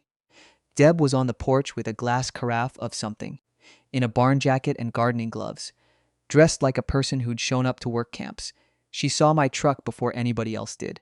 She didn't wave. She did something better. She waited. I killed the engine and got out, and the porch light, it was 9 in the morning and the porch light was on. People do that on move-in day, threw a square of shadow on the grass, and I stood by the truck door and let myself look at the house for a second. Carol would have loved it. Carol would have been out there with a level, checking the shutters. Carol would have been in the kitchen already, opening the good windows, saying, "This one's got southern light," in that voice of hers, and the thought of her standing on that porch hit me so hard I had to put a hand on the truck bed to steady myself. That's when I saw Emily. She came out the front door behind Deb, in jeans and a t-shirt, her hair up in one of those messy buns she does when she's actually working, and she had a tape measure in her hand like she'd walked out mid-project, and she stood at the top of the porch steps with her arms folded and watched me. And I will tell you the truth. For 1 second, watching her stand on the porch of her own house, tall and put together, and hers, I felt a pride so big it ached. Then she said, "Dad, I asked you not to come today," and the ache turned into something else. Her voice carried. The whole cul-de-sac heard it. The movers heard it. Jason heard it, and he hung up the phone, and Deb went very still on the porch, holding the carafe. And I said, from the driveway, "Em, I'm not here to make a day of it. 20 minutes. I told you that. I've got something for you, and then I'm gone." "Is it the chair?" she said. And the way she said it, flat, no question mark, like she already knew, told me she'd been bracing for this. Carol had told her, I realized. Before she died, Carol must have told her about the promise, because Emily was standing there like somebody who'd been waiting 4 years for a shoe to drop. "It's the chair," I said. She looked at the truck, at the mound of moving blanket under the tie-downs, and something across her face, and she said in a lower voice, "Dad, it's for a nursery, okay? Look at this house. There's no nursery. There's nothing," and she stopped and swallowed and finished. "Nothing that needs a chair right now." There was a silence that had all of us in it. One of the movers very carefully went inside with the mattress, giving us the porch. Jason stepped up onto the grass like he'd come over, and his dad caught his elbow and held him back, which was the first smart thing Mike did all morning. I stood there by the truck with my hands at my sides and said, "Em, I'm not trying to build you a nursery. I'm trying to keep a promise I made to your mother." She pointed her finger at me, the day she knew she was going, and she made me swear this chair goes to you the minute you've got a place of your own. That's the whole job. I brought it. You can bring it in or you can leave it on the porch and I'll come pick it up next week and I'll still love you just the same. Nothing about it changes. And I pulled the envelope out of my jacket pocket. There's a note. It's got everything your mother said written down so you don't have to take my word for it. Emily's chin did the thing it's done since she was 4, the little quiver she gets when she's holding the dam closed, and she said, "Why today, Dad? Of all the days. Why today, in front of the whole neighborhood, in front of Jason's parents?" "Because you moved into a house today," I said. "There wasn't going to be a perfect day for it, Em. Your mom died in March. Everything I do in the spring is hard. This was the day you got." Jason pulled free of his dad's arm and walked over, and he put his hand on Emily's back and said, "Dan, come on in. It's chaos, but there's coffee." And Emily said, low and hard, "Jason, no, no." And Jason looked at her, and then he looked at me, and his face did something that broke my heart, because I could see him deciding, in real time, between his wife and me, and I made the decision for him. I held my hand up, and I said, "Jason, it's all right. She's right. It's her house." And I turned around and unstrapped the chair. There's a neighbor who saved that morning, and I'll say his name in case he ever reads this. Pete. He lived directly across the street, a retired guy around my age, the kind of guy who has a slow children playing sign and actually means it. He'd been watching from his porch, watering a bed of hostas that didn't need watering, and when he saw me heft the chair off the tailgate, he put the hose down and walked across the street without being asked. "Here," he said, "take the weight on your knees, not your back. I'll grab the rockers." And the two of us carried Carol's chair up the driveway, past Jason, past Mike, past Emily standing on the porch with her arms still folded, and we set it down on the boards of the front porch like it was a patient. Pete straightened up and wiped his hands on his jeans and said, "That's a goddamn beautiful piece of furniture." And I said, "It's my wife's." Was my wife's. It's hers now. And Pete looked at Emily, and then he looked at me, and he nodded once, like he'd been handed the whole story and had no questions, and he walked back across the street. I watched him go and thought, that's what a good neighbor looks like. That's what a good day looks like, and we'd somehow landed on its bad side. I taped the envelope to the moving blanket, right across the middle, where she couldn't miss it. On the envelope, I'd written in my slowly getting worse handwriting, "Emily, this is the thing your mother made me promise. I kept it. I love you, Dad." And then I stood there a second with my hand on the chair, on the shape of the rockers under the blanket, and I said to the porch, to Emily, to no one, "She sat in it the whole night you were born and every night after. She said the chair did the work. She said you should feel her in it every time you sit down." And I walked back down the driveway to my truck, and nobody stopped me, and nobody called my name, and I heard Deb say something to Emily in a low voice, and Emily answer, "Not now, Deb, please." Not now. And I got in the truck and sat there with my hands on the wheel and watched the house in the mirror. Emily hadn't moved from the top of the steps. She was standing in front of the door to her own new house, arms folded, looking at the wrapped chair on her porch like it was a problem she wasn't ready to solve. I put the truck in gear and drove away. I made it to the stop sign at the end of the cul-de-sac before I had to pull over and press my palms against my eyes, which is what I want you to know happened right there in the middle of a brand new subdivision in Powell, Ohio, with a guy in a pickup behind me waiting patiently to turn, and me with a chest full of the whole last 4 years. I drove home to Grove City on autopilot. I took the same 40-minute road. I don't remember a single mile of it. The rest of that Saturday was the longest day of my life, including the days before and after Carol died, and I know that sounds like I'm exaggerating, but I'm not. When Carol was dying, there were things to do. Pills and pillows and people to call. There was a shape to the day. That Saturday had no shape. It was just an empty mold where a shape was supposed to be, and I walked around the outside edges of it for 12 solid hours. I got home around 10, stood in the kitchen and looked at the clock the way you do when time has stopped meaning anything.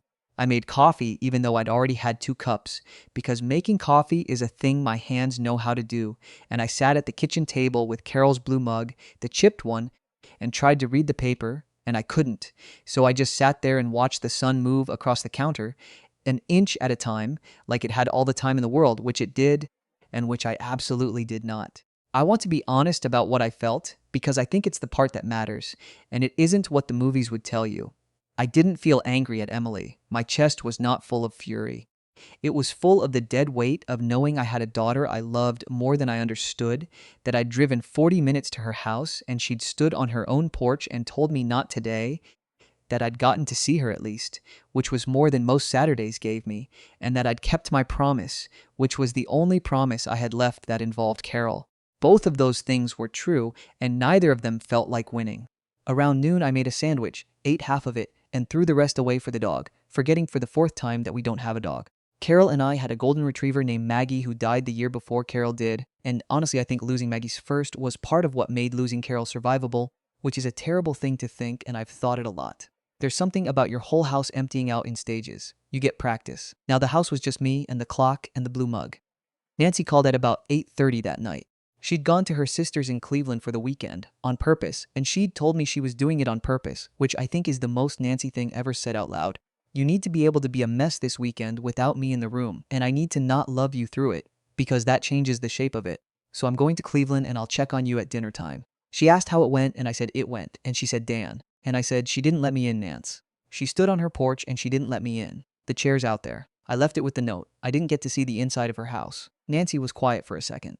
Then she said, "You put it on the porch." And I said, "Yeah." And she said, "Good. The porch is a fine place to put a thing you love when you can't get it in the front door. It's outside, it's safe, it's got a roof on it. Now you wait. In the morning light, that chair is going to be the only quiet thing on that whole street. And if she's half the girl you raised, the quiet thing is going to win." And I said, "I don't know if I can wait that long." And she said, "You've waited 4 years. 14 hours is nothing." And we sat on the phone not talking for a minute, the way you can with somebody, and then she said, "I'm glad she has a nice porch," and I laughed for the first time that day, this ugly dry laugh that surprised me, and she said, "Keep that. I'll be home tomorrow." She hung up, and I held the phone and looked at the kitchen clock, and it was 8:51, and the day was still not over. Jason called at 11:15. I was in the living room with a baseball game on, sound off, not watching it, and my heart did a thing that in a 66-year-old man should probably be mentioned to a doctor. Dan, he said. It's Jason. M's in bed. And I said, is she okay? And he said, I don't know how to answer that, honestly. And then he told me about the day. The move went fine. The movers got everything in by 1, the internet by 4. His mom organized the entire pantry before anyone could stop her, and Emily had been, here he paused, herself mostly. Sharp, good. Directing traffic, she gets it from you. And I said, she gets it from her. And he said, yeah, that too. At dinner, they were eating takeout off the boxes on the kitchen floor, and she asked him to close the curtains in the front room so she didn't have to look at the porch. He closed them, and she sat with her back against the kitchen island, ate 3 bites, put the fork down, and said, quiet, he kept his promise, Jason, all this time. He kept it. And Jason said, yeah, Em, he did. And she said, I was so mean to him, and then I'm going to bed. Don't let me sleep past 6. She went upstairs. Jason went out and looked at the porch from the doorway, and the chair was still there, still wrapped, the envelope still taped to it. I didn't read it, Dan. It's not mine to read. But she took the envelope off the blanket at about 9:30 in her bathrobe, and she stood in the kitchen reading it for 5 minutes, and then she folded it up and put it in her pocket. When I asked her what it said, she said, it's from my mom, sort of, and my dad. I'll show you tomorrow. I couldn't speak for a second. I held the phone away from my face and breathed, and then I brought it back and said, Jason, I'm sorry. I didn't mean to put you in the middle of it. And he says, you didn't put me in the middle of it, Dan. She married me. That's what put me in the middle of it. That's the job. And then, quiet, he said, you did good today. I know it didn't feel like it, but you did good. And he said, she'll call you. I don't know when, but she'll call you. And I said, even if she doesn't, Jason, it's all right. The chair's there. That's the whole job. That's what I promised. And he said, yeah. And I said, tell her I love her whenever you get the chance and it's not weird. And he laughed a little and said, you can tell her yourself. And we hung up, and I sat in the dark living room with the muted ball game, and for the first time all day, I felt like I might make it through the night. I didn't sleep.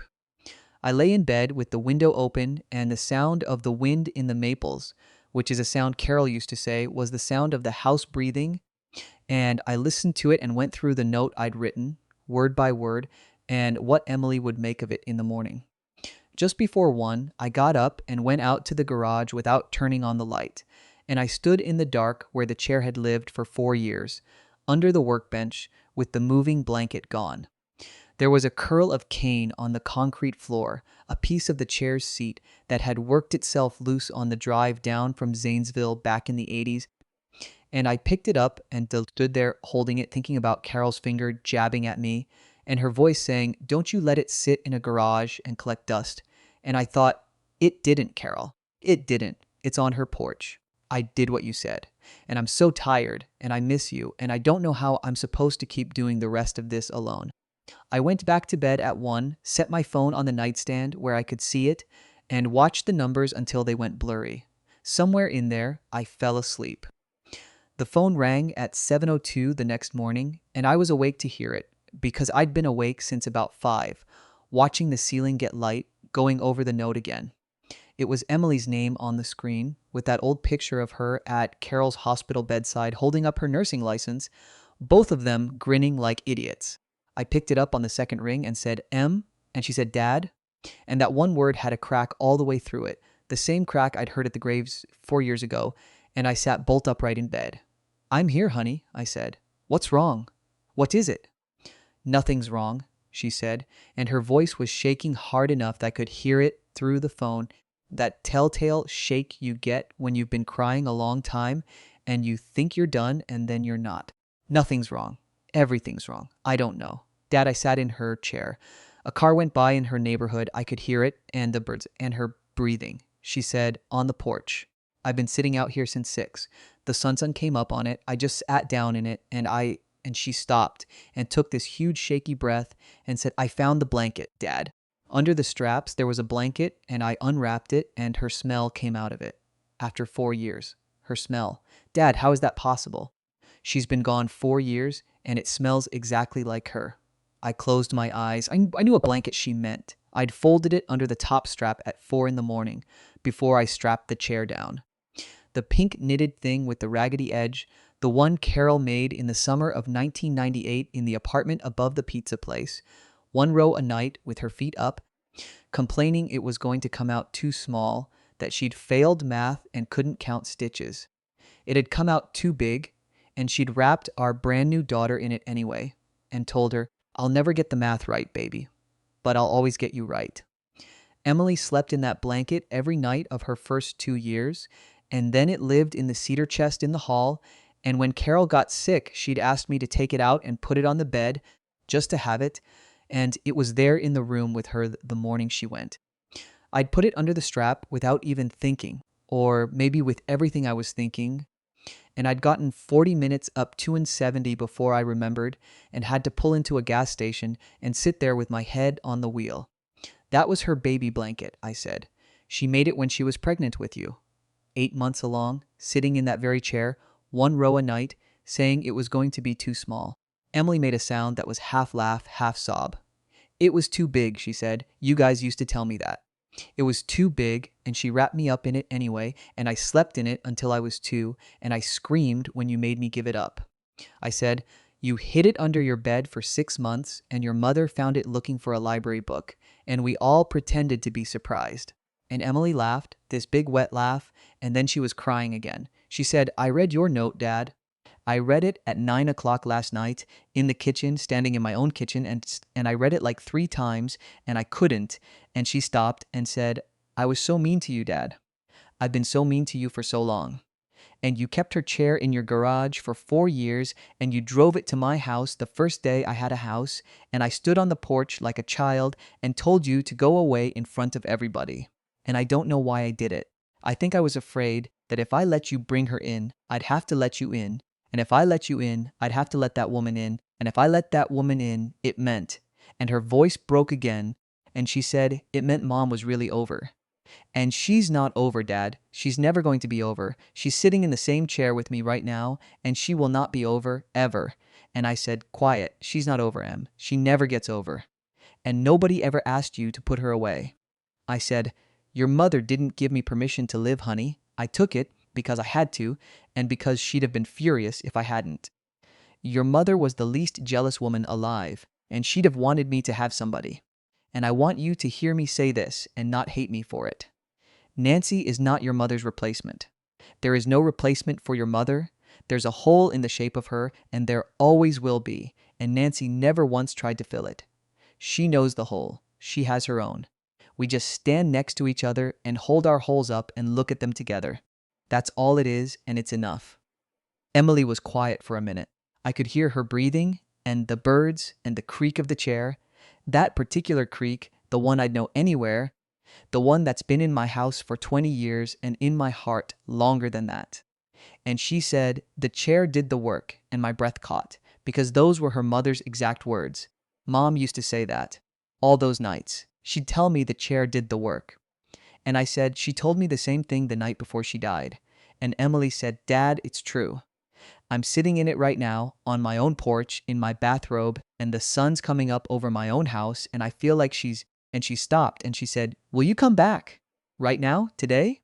The house is a disaster, and there are still boxes, and my mother-in-law is planting tomatoes in my backyard at this exact moment, and I don't care. Come anyway. I want you to see the kitchen. I want to make you coffee in my kitchen. Please, Dad." And I said, "I'm on my way," and I was pulling on my jeans with one hand before I'd even hung up. 25 minutes, traffic's not bad on a Sunday. And she said, "It's beautiful out."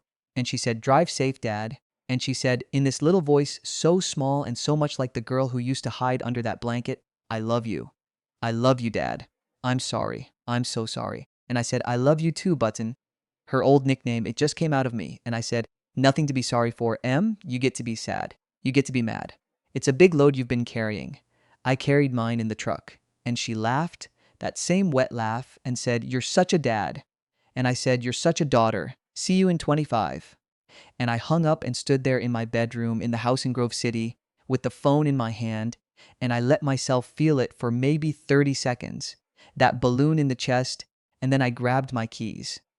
I drove up there like the road owed me something, and I hit every green light from Grove City to Powell, which has got to be some kind of sign that even the traffic lights felt sorry for me. When I turned onto Willow Bend Court, there was still the U-Haul in the driveway, boxes on the lawn, a woman I'd never met on her knees in the side yard with a tray of tomato starts, and Pete across the street, who raised his hand, one finger off the hose. I raised mine back, and then I saw the porch. The chair was out. The moving blanket was folded and sitting on the porch swing in a neat square, like somebody had folded it on purpose, and the chair was sitting on the porch boards in the sun, and Emily was in it, in her bathrobe with her knees pulled up, and my note in her hand, the white envelope crushed and creased.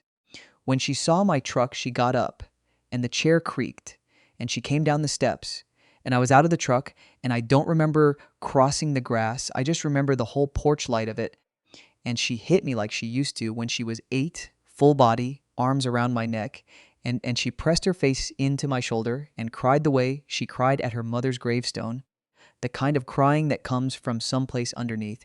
And she said into my shoulder, I'm sorry, Dad. I've been so mean. I'm so sorry. And I said, you haven't been mean, honey. You've been missing your mother. You've been carrying her around with nowhere to put her down. And that's not mean. That's just love that doesn't have a chair. And she laughed against my shoulder, a wrecked little laugh, and she said, it has a chair now. And I said, yeah, it does. We stood there on the new front walk of her new house, with the U-Haul idling somewhere behind us, one of the movers setting a box on the porch, Deb in the side yard with her tomatoes, Pete pretending not to watch from across the street. When we finally pulled apart, Emily was wiping her face with the sleeve of her bathrobe, and she said, come on, come see the kitchen. Jason's making pancakes, his grandparents' recipe. They're terrible. You have to try them. And she took my hand. She took my hand at 28 years old, walking me up the steps of her own house, and she stopped at the porch and looked at the chair, at Carol's chair sitting in the sun with its cane back and its arms worn smooth, and she said, she's in it, isn't she? And I said, yeah, honey, she's in it. And she said, it's going to live right here, right on this porch, in the sun. And I said, your mother would say that's the perfect spot. It's got the good light. And we went inside her kitchen, which was unpainted boxes and takeout containers and a half put together cabinet, and Jason gave me a look over her shoulder that said, welcome home, big guy, and poured me coffee in a mug that said, world's a chaos, Dad. And Deb came in with dirt on her knees and hugged me so hard I felt my ribs shift and said, I'm so glad you came back, like she'd been holding the door open for me all along.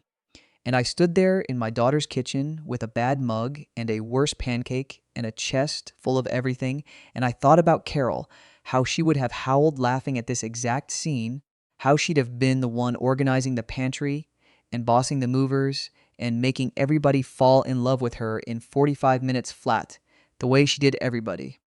Later, when I finally went out to leave, past everyone telling me to stay, Emily walked me out to the truck and hugged me again, slower this time, and said, you kept your promise, Dad. That's a real thing. That's the most real thing anybody's done for me in a long time. And I said, it's the only promise I've got that I can keep. And she said, then come keep it Sundays. And I said, deal. And I got in the truck and drove home down the same 40 minutes of road, and I didn't have to pull over this time. That was 2 weeks ago now. I've seen the inside of the house twice more. And I met the neighbor with the tomatoes, who turned out to be a retired nurse who knew Carol's name from the unit up at Riverside. We stood in the driveway talking about her for half an hour. Nancy came up with me last Sunday because Emily asked me to bring her. Not because she was ready. She said that herself at the door. I'm not ready, okay? I'm not pretending I'm ready, but she sounds like she makes you laugh, and I want to meet the person who makes you laugh. And Nancy came, and she brought a casserole in a plastic container and didn't make it weird. And Emily shook her hand on the porch in front of the chair, and I watched them from the kitchen window with my heart in my throat. When I came out, Emily was showing Nancy the chair, telling her the whole story, the 4 generations of women who'd slept in it, and Nancy was listening with her whole face, the way she does. Emily still calls every Sunday. She sends me pictures of the chair in different lighting. She texts me that the cane creaks when she sits in it and it sounds exactly like she remembers, and I write back that it's doing its job, and she writes back, the chair did the work. All she had to do was sit in it. So that's the whole thing, if you made it this far. That's the story of the morning I left my wife's rocking chair on my daughter's porch and drove home empty. And of the next morning when she called me crying at 7 o'clock, sitting in her mother's chair in the sunrise over her own house, with the last blanket her mother ever knitted, still smelling like the woman who made it. There's no such thing as the right day, I've decided. There's just the porch and the morning after, and what it does to a person who loves you when they find the quiet thing waiting for them. I kept my promise, and my daughter sits in her mother's chair every morning now, and that chair has carried 4 generations of women to sleep, and I have a feeling it's going to carry a 5th someday in its own good time. Until then, it sits on the porch, in the sun, doing the work. All she has to do is sit in it. Story 6. My family laughed when I said I was keeping my old farm, until a lawyer asked everyone to leave the room. I never wanted the farm. Like, genuinely never. As a kid, I complained every summer when Mom packed me into her old Civic and drove the 4 hours southwest from Kansas City down to Grandpa Earl's place outside Marshfield, Missouri. I'd spend July dragging hay bales, getting sunburnt, getting bit by chiggers, eating dinner at 6 with a man who only ever said about 11 words total before he died, and most of those were about the weather. I grew up, moved to Omaha, got a job doing IT support for a regional insurance company, met my wife Claire there, bought a house, had 2 kids, and basically figured the farm was a thing I'd visit once a year until somebody else figured out what to do with it. Then Grandpa died in February of this year, and the whole fight started. I should back up. My mom, Donna, divorced my dad, Terry, when I was 9. Terry remarried twice and lives in Texas now with his 3rd wife and a pool. He hasn't set foot on the farm in maybe 20 years. He still gets a check every Christmas from Grandpa. Or he used to, because Grandpa, even though he was dirt poor his whole life, ran cattle on that land for almost 60 years and was careful with money. So Terry shows up when there's something to inherit and disappears otherwise. That's Terry. I love him in the way you love a distant uncle who sends you a $20 bill on your birthday. My dad has a brother, my Uncle Roy, who lives in Springfield about 30 minutes from the farm. Roy is 54, works at a feed store, smokes Marlboros in his truck, and has been loudly telling anyone who'll listen for at least a decade that that land's worth a fortune if Earl would just sell it. There's a developer, a guy named Calvin Yost, with a company called Yost Holdings, runs around in a black F-250, who's been trying to buy the farm for 15 years. Last offer Grandpa got before he died was something insane, like $1.8 million for the acreage. Grandpa always said no, and Roy has always thought that meant Grandpa was crazy. Then there's my Aunt Linda. She's technically my mom's sister-in-law through Terry's first marriage. So not actually a blood aunt, more of a she was around so much as a kid that we just called her aunt situation. She's 56, got divorced 4 years ago from a guy named Rick who ran off with her hairdresser, and she's been quietly broke ever since. She doesn't say much at family gatherings, but you can see her doing the math when anything money-related comes up. And then there's Jason. Jason is Roy's son, my cousin, 28. He lives in his mom's basement in Nixa, works part-time at a vape shop, and drives a lifted Jeep with mismatched rims that he claims is basically paid off. He has never worked a single day on a farm. He has maybe seen a cow twice, but he has very strong opinions about what should happen to Grandpa's land. That's the cast. Now the actual story. Grandpa Earl had a stroke on a Tuesday. He'd been out feeding the cows that morning. He was 81 years old and still doing it himself because the last hired hand, a Vietnam vet named Doyle, had moved to be near his daughter in Arkansas the year before. Claire and I got the call that night from Mom, who lives in Overland Park. Mom said he'd been taken to Cox South in Springfield and that he was awake but not really making sense. We drove down the next morning. By the time we got there, he was in the ICU and a doctor was telling us that the bleed in his brain was bad. They were going to try to manage it, but it didn't look good. For the next 9 days, the family drifted in and out of the waiting room. I slept in the waiting room 2 nights in a row on one of those vinyl couches that fold out. Claire went back to Omaha because our daughter Hadley had a fever. Mom held Grandpa's hand and talked to him about nothing in particular. What the dogs were doing, what the Cardinals did that night, how the lilac by the porch was coming in early. He squeezed her hand a few times, but he wasn't really there. On the 10th day, he died. It was early, like 4:50 in the morning, and I was the only family member in the room. The nurse had called me back. I held his hand and watched the monitor flatten, and that was that. The funeral was at the little white clapboard church 3 miles from the farm. A lot of people came. Doyle drove up from Arkansas. The widow of Grandpa's old neighbor Wayne was there. A bunch of people I'd never met who had apparently bought cattle from him at some point. Calvin Yost was not there, but he sent flowers, which I thought was weird at the time, and later realized was a kind of grotesque power move. After the service, there was a meal at the VFW hall in Marshfield. Casseroles, ham, jello salad, the works. People hugged my mom and me. People cried. It was a real, actual funeral. And then, while we were all still holding paper plates, Roy grabbed me by the elbow and steered me into the corner and said, "So we gotta talk about the farm." I told him not right now. He told me yes right now. So I stood there with my paper plate of funeral potatoes and Roy laid it out. There was going to be what he called a family meeting the next week at his house in Springfield. He said Linda and Terry were already on board. He said he had a number he wanted to start at with the developer, and he didn't want any of us getting sentimental. He said, Earl is gone now, Marcus, and the man would have sold if he'd had any sense. We owe it to the family to do right by this. I said I wasn't ready to talk about that yet. He said, well, you don't really have a choice, do you? That was the first time I felt the floor move under me. Not because Roy was being aggressive. I'd known Roy my whole life. Roy was always Roy. But because the way he'd said it, you don't really have a choice. I realized he and the rest of them had decided how this was going to go, and they had decided it without me. I went home to Omaha that night and didn't sleep much. Claire asked what was wrong, and I told her, and she looked at me for a long time and said, if you want to keep the farm, you keep the farm. That's one of the reasons I married that woman. Okay, so a few days later, I drove back down for the family meeting at Roy's house. It was actually in his garage, which was nicer than his living room. He had a workshop out there with a pool table and a little bar and a big TV mounted on the wall. Linda was there. Terry was on speakerphone from Texas. He'd gotten too sick to travel, which I assumed meant too sick to leave his pool. Jason was there with his girlfriend Kylie, who I hadn't met before, and who was already wearing an engagement ring in May. They started eating chips and salsa, and Roy opened a beer and told me to sit down. Then he started. He laid out a folder of papers. There were comps for land sales in the county. Apparently, he'd been collecting them for years. He said the developer, Yost, was ready to go to 2.1 million cash, no contingencies, 60-day close. He said the property had been appraised last year at something like 1.6, but he had a friend at the bank who'd given him a soft number closer to 2. He said he'd already talked to a real estate attorney named Frank Polk who'd drawn up a quick sale agreement. Then he talked about the split. 4 ways. He, Mom, Terry, and me. He also said Jason should get a piece because Roy was going to gift him Roy's share, but that was his business. Linda would get her quarter as she was due because she had a quarter share through being on the deed with Grandpa going way back when Terry's first wife had transferred her interest to her before she passed. The math, Roy said, would work out to maybe $425,000 a person after closing costs and the lawyer. I sat there and listened. Then Terry came on the speakerphone and said, son, this is the right move. Your grandfather held on to it too long. There's nothing left to honor there. We should cash out and everybody wins.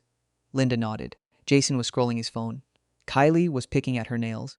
I said, I'm not selling. The room got quiet. Roy said, what do you mean you're not selling? I said, Grandpa left the farm in his will, and I wanted to see the will before we did anything. I said I wasn't interested in rushing. Jason laughed. A real laugh, like a single bark. He said, what are you going to do with it, Marcus? Are you going to move down here and play farmer? I said, that's for me to figure out. Roy said, look, your grandfather didn't have a formal will. We already looked through his papers. There's an envelope at the house that says, do not open until after, and that's his whole estate plan. Some lawyer in Springfield did it 20 years ago, and apparently it's pretty boring. It splits everything 4 ways. We're not making this complicated. I said, I want to see that envelope. Roy got red in the face. He said, Marcus, I'm telling you, there's nothing in there. Earl couldn't have left it to you specifically because there's no way he would have done that to his own son. And let me say this about my grandpa Earl. He loved me. I knew that. He never said it. He wasn't a saying it kind of man. But when I was a kid, he let me drive the John Deere at 12 up and down the back 40 as long as I stayed out of the creek. He taught me to hunt squirrels with a .22 when I was 11. He bought me my first pair of boots at the feed store in Marshfield when I was 9 real Carolina logger boots that I wore until they fell apart in college. When I graduated high school, he gave me $1,000 in a plain white envelope and shook my hand and said, don't be a fool. That was his version of I love you. So when Roy said Earl wouldn't have done that to his own son, something in me went very still, because I knew with total certainty that Earl absolutely could have done that to his own son. Terry hadn't been on that farm in 20 years. Terry didn't even come to the funeral in person. Earl and Terry hadn't spoken on the phone in maybe 5 years, since a fight about something I don't even remember. Earl's was stubborn in that old farm way where you could go a decade without saying a word to somebody and that was fine, that was just how it was. But I didn't say any of that at Roy's. I just said, I want to see the envelope. And then I said, and I want to talk to a lawyer before we do anything. Roy said, you're not going to go get a lawyer and make this a whole thing, are you? And I said, I already have one, which was a lie. I didn't have one yet. But I'd lied because I needed them to think I did. That was Tuesday. I drove back to Omaha on Wednesday. The next part of this story requires me to tell you something that I had completely forgotten about for almost 20 years. When I was 15, my grandma, Grandpa's wife, my grandma Edna, died. She had colon cancer, and it was quick. I remember the funeral more than her actual death, because she had been sick for a while and I'd been kind of prepared. After the funeral, my mom pulled me aside at the reception and said, "Grandma wanted you to have this." And she handed me a manila envelope. It was sealed. She said, Grandma had given it to her that summer before she died and asked her to hold on to it for me until after the funeral. The envelope had my name on it in Grandma's handwriting. It was the kind of yellowed manila envelope that lawyers used in the 80s and 90s. I opened it in the car on the way home. Inside was a single piece of paper. Looked like a letter. Looked like it had been typed on an old typewriter. And it said something like, "Dear Marcus, by the time you read this, I will be gone. Your grandfather and I made some arrangements about the farm a long time ago. Don't lose the other envelope. When the time comes, talk to Mr. Pruitt. He is at Pruitt and Pruitt in Springfield. He will know what to do. We love you. Grandma." I was 15. I read it. I thought it was a nice letter. I did not look for the other envelope because I was 15 and I didn't really understand what she was talking about. I put the letter in a shoebox in my closet at Mom's house and I forgot about it. Until last Tuesday when I was driving back to Omaha from Roy's garage. I remembered the letter in the shower the next morning. I went to Mom's house that weekend. I dug out the shoebox. The letter was still there. I read it 3 times.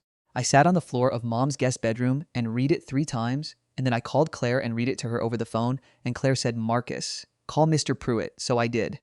Now here's where the lawyer part of this title becomes relevant. There's a law firm in Springfield called Pruitt and Pruitt. They've been there since 1952. They do estate work, mostly for farms and small businesses in the Ozarks. The Mr. Pruitt I called, his name is Henry Pruitt, was the one Grandma's letter had referred to. He picked up the phone on a Thursday morning, and when I told him my name and who my grandparents were, there was a silence on the line that lasted about 4 Mississippis, and then he said, very softly, "Oh, I've been waiting for this call." He asked if I could come down the following Monday. He said to come alone. He said, "Don't tell your family yet." So on Monday morning, I drove the 4 hours down to Springfield. I did not tell anyone. I told Claire I was going to a doctor's appointment. "Sorry, Claire. I'll make it up to you with a nice dinner." Henry Pruitt's office is in an old brick building downtown, kind of brown and grungy from river damp. There's a brass plaque on the door that says Pruitt and Pruitt, Attorneys at Law, Est, 1952. Inside it smells like old wood and coffee that's been on the burner too long. Henry is in his early 70s. He has reading glasses he keeps on a chain around his neck. He has a paper dictionary on his desk that he actually uses. He came out to the waiting room himself to greet me, which I thought was classy. He took me back to his office and he closed the door and he asked me if I wanted water or coffee, and I said water, and he poured me a glass from a pitcher that had been sitting on his credenza for probably 12 hours. Then he opened a drawer and pulled out a folder. The folder was thick. It was the kind of thick that makes your stomach drop because you know that folder has answers in it. He said, "Your grandparents set this up in 1996. Edna came to see me first, alone. She said Earl would never have agreed to it if she'd asked him in person because he was too proud. But she'd thought about it and prayed about it, and she was sure. She was right that Earl would have said no, but she also told me Earl would have come around and that he'd write her a letter later confirming it, and he did. I have that letter. I have the original trust documents. I have 20 years of filings." He slid the folder across the desk. "So here's the situation," he said. "The farm has been in a trust since 1996. The trust is called, and I'm not making this up, the Earl and Edna Hollis Family Farm Trust. The trust owns the property. The trust is irrevocable. It was funded with the land and a chunk of change that Edna inherited from her father, who owned the gas station in Pleasant Hope. The income from the trust, from grazing leases and a couple of cell tower arrangements, has been distributed every year to 4 beneficiaries. Those beneficiaries are your grandfather Earl, his brother Calvin, your great-uncle who died in 2008, your father Terrence, and your Aunt Linda.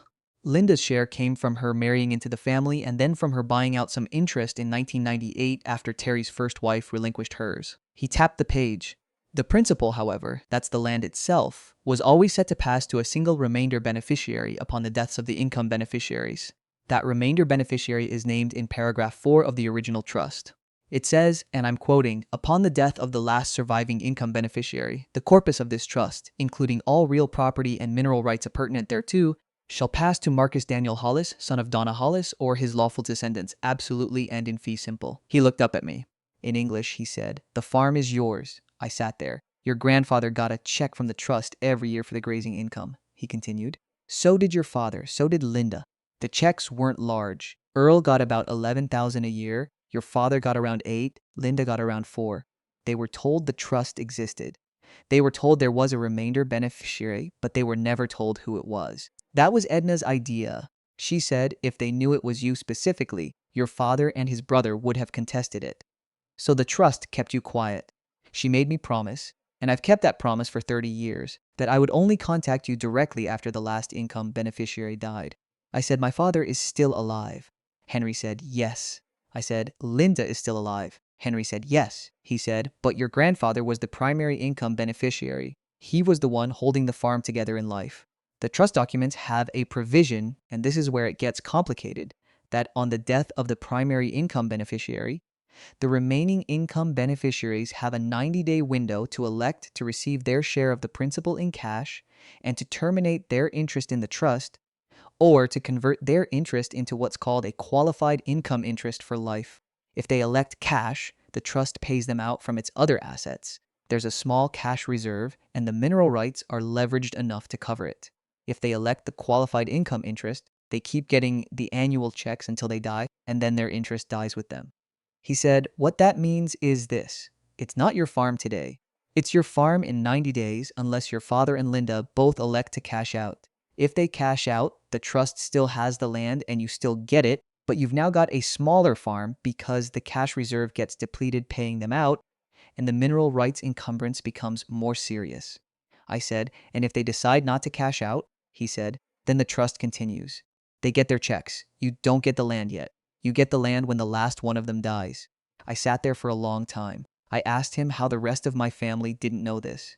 Henry said, because Edna specifically asked that the trust documents not be shared with anyone but Marcus and the trustee. Earl knew the gist but didn't know the details. He honored his wife's wishes. Your father was told the trust existed and that there was a future beneficiary, but he was led to believe it was Roy. I started laughing. I couldn't help it. Roy. Roy. Of course, Roy thought it was him. Roy had been the one out at the farm every weekend for 30 years. Roy had been the one feeding cows when Grandpa couldn't. Roy had been the one driving the tractor. He had assumed, and everyone had let him assume, that it was going to be him. Henry let me laugh. He had a small smile on his face. He said, I have a letter from Edna that you're supposed to receive. I've been holding it since 1996. It says, and I'm paraphrasing, Marcus, by the time you read this, my husband has probably done something stupid. He has probably told your father it's Roy. That was fine by me. The land was supposed to go to the person who would keep it a farm. You're the only one of them I ever saw read a book about pastures, and I watched you drive that tractor like you were born on it. Don't let them sell it. Don't let them break it up. Keep it whole, Grandma. I cried in that man's office. I am not embarrassed about that. I'm a 36-year-old man from Omaha, and I cried in a lawyer's office in Springfield, Missouri, because my dead grandma, who had died when I was 15, had set all of this up 30 years earlier to make sure that the land stayed with me and stayed a farm as long as I was alive. She had done it because she knew my dad and she knew Roy and she knew what would happen the moment Grandpa died if there wasn't a trust. I sat with Henry for an hour. We went through the documents. I asked 1,000 questions. He answered everyone patiently. Then he asked me what I wanted to do. I told him. I told him I wanted to keep the farm as a farm. I told him I wasn't going to sell. I told him I didn't want to fight with my family, but I wasn't going to let them turn my grandfather's land into a subdivision. Henry said, then here's what we're going to do. We're going to set up a meeting at my office with the whole family, everyone who's an income beneficiary. I'm going to explain the trust. I'm going to explain their options, and I'm going to give them the opportunity to make their elections. After that, we'll go from there. I said, how long do I have to decide if I'm telling them about the letter? He said, don't tell them about the letter. I said, okay. He said, one more thing. Roy has been telling everyone for years that he's the future beneficiary of the farm because his father Earl told him so. Earl did tell him something like that. But Earl didn't know the full extent of what Edna had done. Earl thought Roy would inherit at his death because Roy was the only son who came around. Edna didn't correct him. It was, you might say, a controlled misdirection. I said, is Roy going to be furious? Henry looked at me for a long time. Then he said very evenly, Roy is going to feel many things. We will deal with those things one at a time. We scheduled the family meeting for the following Wednesday. Henderson said he would handle the invitations. He did not want me to call anyone myself. He said, let it come from me so it has the right weight. I said, okay. I drove back to Omaha that night and told Claire everything. She didn't say much. She poured me a glass of wine and sat on the couch with me, and we watched a movie and she held my hand. The week that followed was the longest week of my life. I went to work, I did my job, I came home, I played with the kids, I didn't tell anyone what was going on, I didn't text Roy, I didn't text my dad, I didn't text Linda, I just waited. On Wednesday afternoon, I drove down to Springfield again. Claire came with me this time. She had taken the day off. She said, "If we're going to be in a fight, I want to be in it with you." I love her so much I can hardly type it. Henry's office conference room has a long mahogany table and one of those ceiling fans that wobble slightly and high windows with the original wavy glass from 1952. Claire and I got there early. Henry was already there. He'd set out bottles of water and a box of tissues, which I appreciated. Then they started arriving. Roy came first, with Jason. Roy was wearing a button-down shirt that was too small for him, like he'd tried to dress up because he thought this was a real estate closing. He had a folder under his arm with his comps. He sat down with the confidence of a man who thought he was about to be handed a check. Linda came next, alone, quiet. She sat at the far end of the table and looked at her hands. Terry was on speakerphone again. He refused to come. Mom came at my request because she hadn't been a beneficiary, but she was an heir through Grandpa's personal effects, and I wanted her there as a witness. Kylie came even though Jason hadn't been a beneficiary either. She sat in the lobby texting. Henry stood up. He introduced himself. He said, "Thank you all for coming. Today we're going to talk about the farm.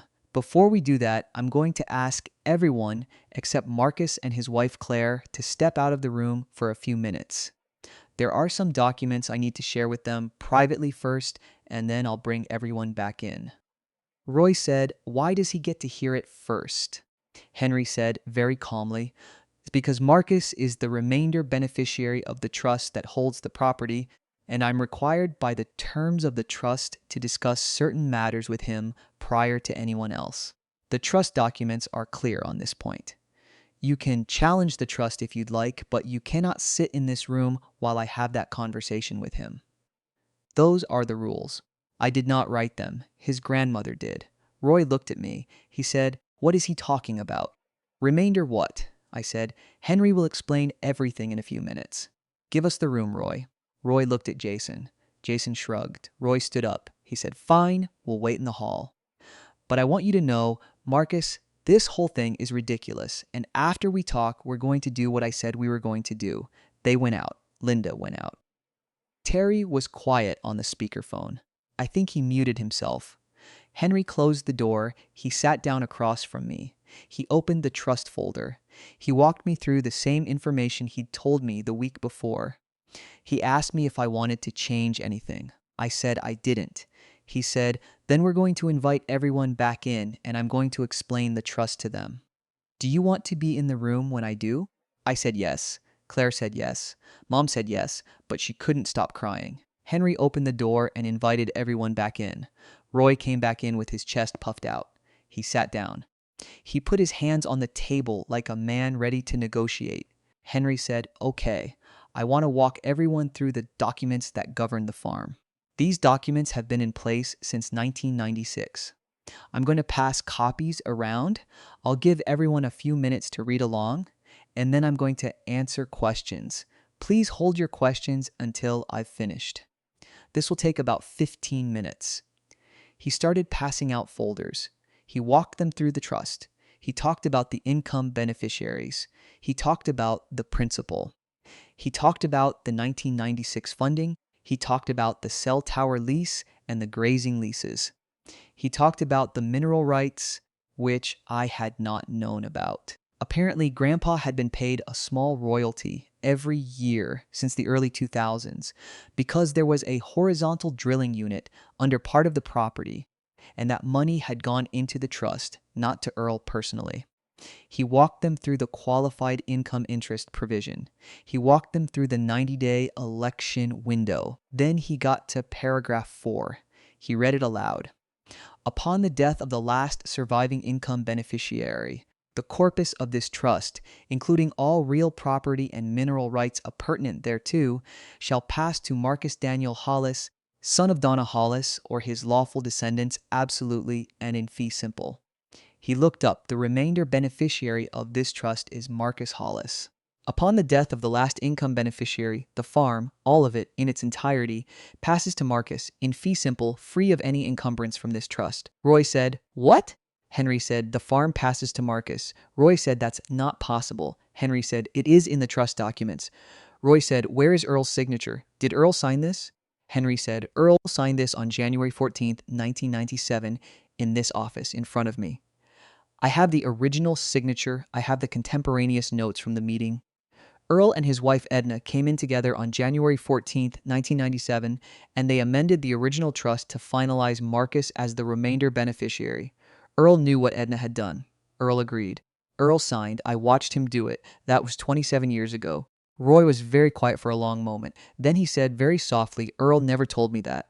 Henry said, "I know." Jason said, "So my dad doesn't get the farm?" Henry said, "Your father was told by Earl that he was the future beneficiary. Earl believed this. Earl was wrong." Earl's belief was a result of how the situation was described to him by his wife. Edna ran the trust. She made those decisions. Earl honored them. Roy said, "So what do I get?" Henry said, "You get two things, and only if you elect them. One, in the next 90 days, you may elect to terminate your income interest in exchange for a cash payout from the trust, the amount of which is determined by the trust documents and based on the present value of your income stream over your actuarial life expectancy. Two, if you don't elect to terminate, you continue to receive the annual income distribution of approximately $8,000 a year until you die. Then your income interest ends. That is your only entitlement under this trust." Roy said, $8,000 a year? My whole life I thought I was getting this farm. Henry said, "I'm very sorry." Roy said, "How much is the cash payout?" Henry said, "About $72,000. Roy said, $72,000 for land worth $2 million. That's what my mother did to me." Jason said, "That's bullshit." Henry said, "I understand that you're upset. I want to be very clear. I'm not the one who designed this trust. I'm the trustee. I'm carrying out the terms that were drafted in 1996 and amended in 1997. Earl and Edna knew what they wanted. They were deliberate about it. Edna came to see me alone first, before she told Earl, because she knew Earl might not agree. She was right. It took her 6 months to convince him. He signed the amendment in January 1997. I was there. Roy said, "I want to see the original trust documents." Henry said, "I have them here. I will show them to you." Roy said, "I want my own lawyer to look at them." Henry said, "Of course. You have 90 days. You can absolutely have your own lawyer review. I'm going to recommend that you do. I'll give you a copy of the complete trust package today. You can take it to whoever you want." Roy didn't say anything for a while. Then he looked at me and his eyes were red and he said, very quietly, "Did you know about this?" I said, "I didn't know until 3 weeks ago." He said, "Why didn't you tell me?" I said, "Because I was afraid you'd try to get me to sign something before I understood what was happening. And because Henry asked me not to, and honestly because Edna asked me not to in a letter I'm not yet ready to share with you, but I will. Just not today." Roy said, "That's horseshit, Marcus." I said, "I know it feels that way." Then Terry unmuted himself on the speakerphone. He said, "This is a scam. Some lawyer, some old paperwork. There's no way Grandma did this. Grandma was a sweetheart. She'd have split it 4 ways. This is something Marcus cooked up with this guy." Henry said, "Mr. Hollis, I have the original trust documents. I have the contemporaneous notes from 1996 and 1997. I have a letter from Edna that I have been holding since 1996 and that I'm required to share with Marcus at this time. Edna Hollis set this up specifically to ensure that the family farm would remain intact and would pass to Marcus. Your mother told me personally that she wanted it that way, and she made me promise that I would only contact Marcus directly so that nobody else in the family would interfere before the trust had done its work. I'm not making this up. I'm not part of a conspiracy. I'm an old man in Springfield who has held these documents for 30 years because a dying woman asked me to." Terry said, "I want my share. I want $1 million out of this. You can't just steal my inheritance." Henry said, "The trust was funded with property that Earl and Edna owned. Edna inherited a portion of the property from her father and brought that into the marriage. Earl and Edna jointly transferred it into the trust in 1996. Under Missouri law, each spouse has the right to dispose of their half of marital property, and Edna's disposition of her half is not subject to challenge by her children. Earl's disposition of his half was voluntary and signed in this office. Both halves are in the trust. You are an income beneficiary. You are not a remainder beneficiary. Those are different legal categories. Terry said, I'm calling my lawyer. Henry said, please do. Here's my card. Here's the trust package. Roy stood up. He said, Marcus, I have spent 30 years of my life on that farm. I have fed your grandfather's cows. I have fixed his fences. I have driven him to the hospital. I have been there for him when nobody else in this family bothered to be there for him.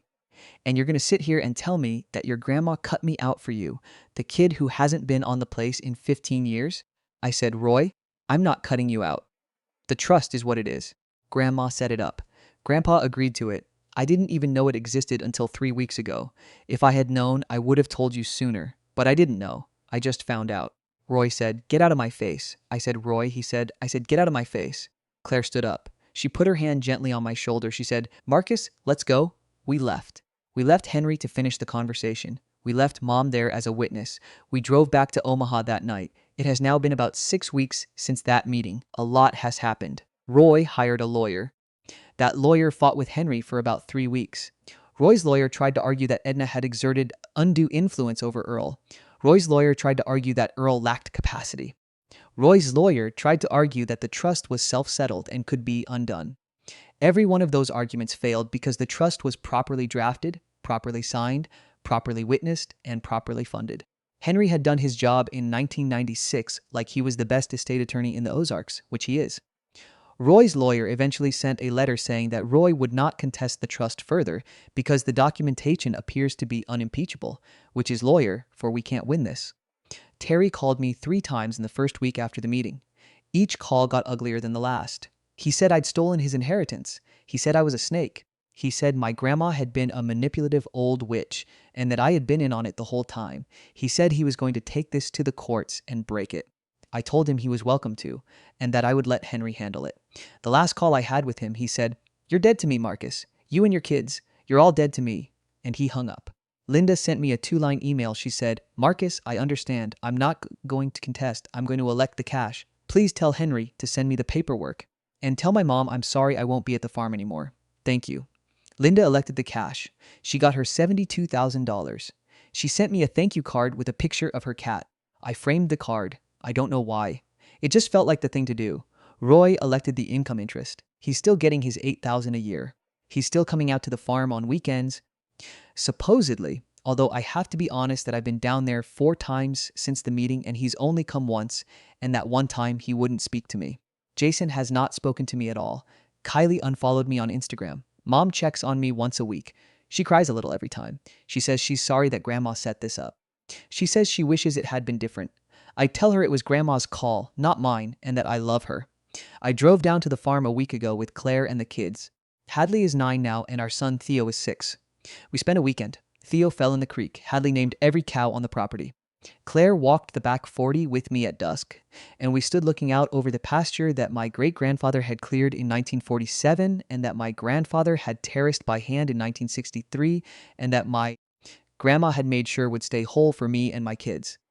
We talked about maybe putting in a small orchard. We talked about making it a place where the kids spent summers. We talked about maybe one day moving down here when we're ready. I called Henry the next week and asked him how I could thank him for keeping this secret for 30 years. He said, You keep that farm a farm. That's all Edna ever wanted. That was the deal. I haven't told my family yet about the letter I'm holding. I'm not sure I ever will. The letter is in a fireproof box in my office in Omaha, next to my grandma's original envelope from 1996. The letter says, in her own words, why she did what she did. She says she didn't do it because she loved me more than my father. She says she did it because I was the one who would keep the farm a farm. She says she'd watched me read a rototiller manual in Grandpa's shop when I was 11. She'd watched me drive a tractor like I was born on the seat. She'd watched me notice things, subtle things, like how the soil changed color by the creek, how the cows liked to lie in the shade of the locust tree, how a fence post that was set in concrete lasted 5 times longer than one that wasn't. She said those were the things that mattered. Those were the things that kept family land in a family. I went back to work Monday, I sat at my desk, and I did my job. I answered tickets. I restarted someone's Outlook. I troubleshot a printer that I have troubleshot 40 times this year. And somewhere south of me, on a piece of land that my great grandpa chose in 1942 and that my grandma made sure would stay in our family for one more generation, the cattle are grazing. The locust tree is in leaf. The creek is still running.